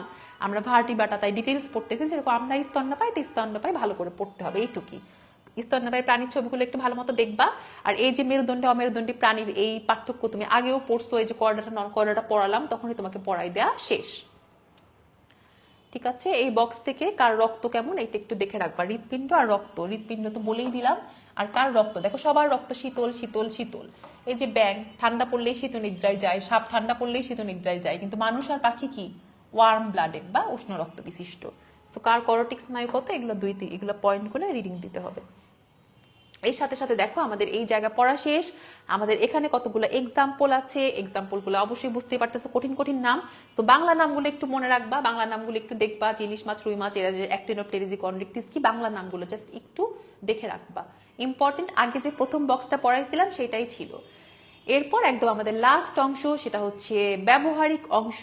ব্যবহারিক অংশ থেকে কি পড়তে হবে দেখো, ব্যবহারিক অংশ থেকে ব্যবহারিক অংশে অনেক অনেক শ্রেণীবিন্যাস দেয়া। শ্রেণীবিন্যাস পড়তে হবে না, শ্রেণীবিন্যাস পড়লে তুমি পাগলাই যাবা। এগুলো অ্যাডমিশন টেস্টে লাগে, অ্যাডমিশন টেস্টেও শ্রেণীবিন্যাস লাগে না, শনাক্তকারী বৈশিষ্ট্য লাগে। বাট এখনকার জন্য তুমি শ্রেণীবিন্যাস আসলে শনাক্তকারী বৈশিষ্ট্যটা রিডিং পড়লেই চলে, শ্রেণীবিন্যাস কোনোটারই পড়তে হবে না। আচ্ছা, একটা প্রশ্ন দেওয়া আছে দেখো, কর্ডেটদের অ্যান্ডোস্টাইল পরবর্তীতে কিসে পরিণত হয়, একটু ঝটপট আনসার দিয়ে ফেলো। আচ্ছা, একজন জিজ্ঞেস করছে আপু আজমল স্যারের নিউ বইয়ে কি ছন্দ দেয়া? না, বইয়ে ছন্দ দেয়া নেই, আমরা তোমাদেরকে পড়ানোর সুবিধার্থে স্লাইডে ছন্দ দিয়ে পড়ালাম।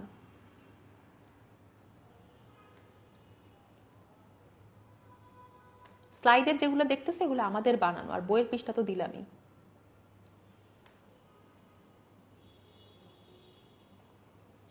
আচ্ছা, এটা আনসার করে ফেলো, আমরা একদম লাস্ট অংশ চলে আসছি, আমাদের ক্লাস শেষই, আর কিছুই নাই।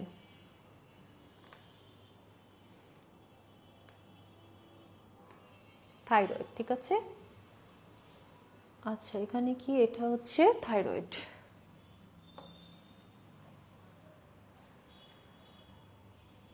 আচ্ছা, তাহলে কি ছিল যে আমাদের তাহলে কি পড়বা এখান থেকে দেখো, ব্যবহারিক অংশ থেকে কি পড়বা, শ্রেণীবিন্যাস পড়ার দরকার নাই, শনাক্তকারী বৈশিষ্ট্যের মধ্যে ওরকম ইম্পর্টেন্ট কিছু নাই। কেঁচোর শনাক্তকারী বৈশিষ্ট্যটা একটু ইম্পর্টেন্ট, কেঁচো ক্রিমিনা সরি কেঁচো শনাক্তকারী বৈশিষ্ট্যটা একটু ইম্পর্টেন্ট। কেঁচো ক্রিমিনা, যে কেঁচো শনাক্তকারী বৈশিষ্ট্যটা একটু পড়ে ফেলবা।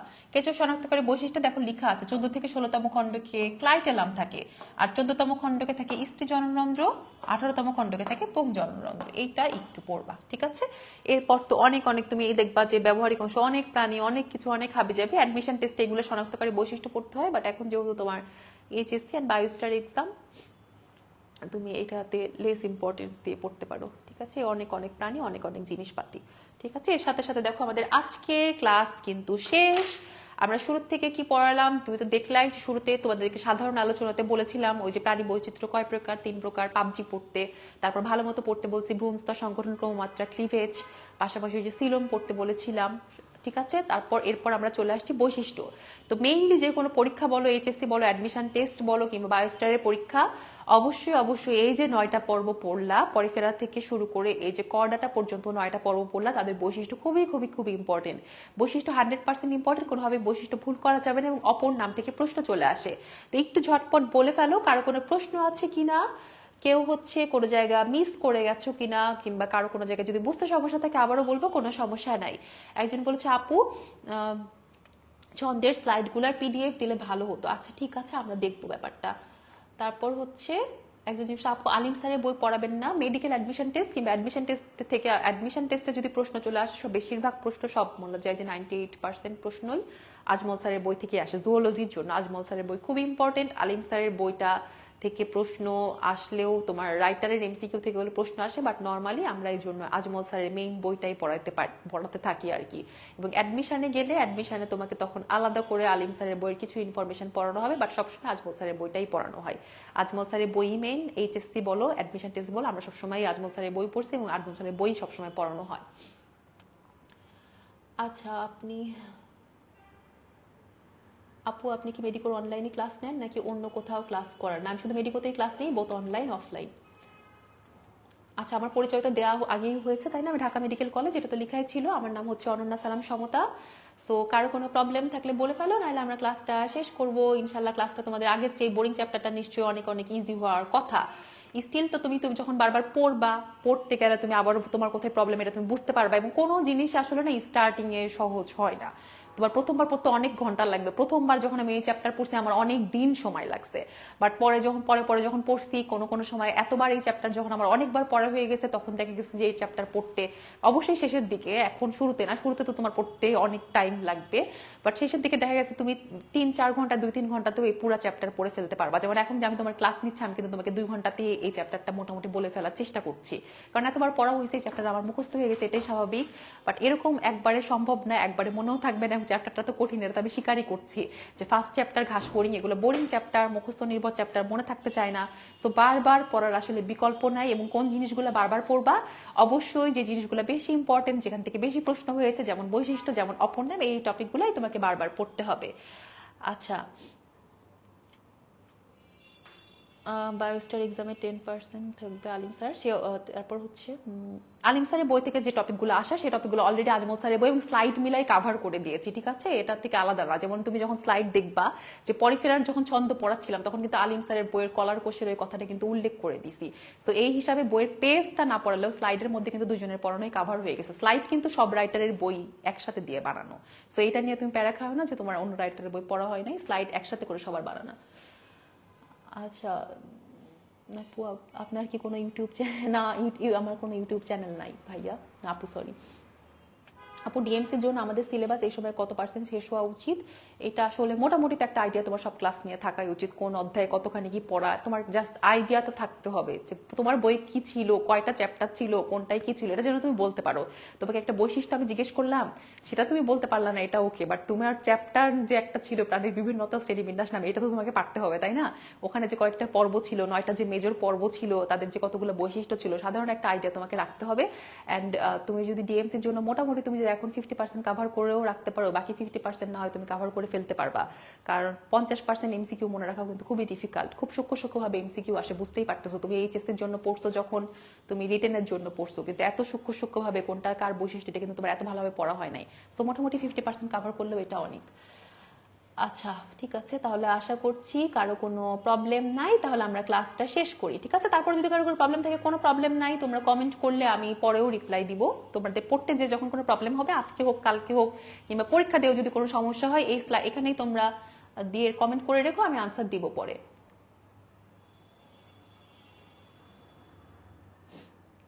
আচ্ছা, এক্সামের টাইম তো বলে দেওয়া হয়েছে, সকাল 11টা থেকে রাত 10টা।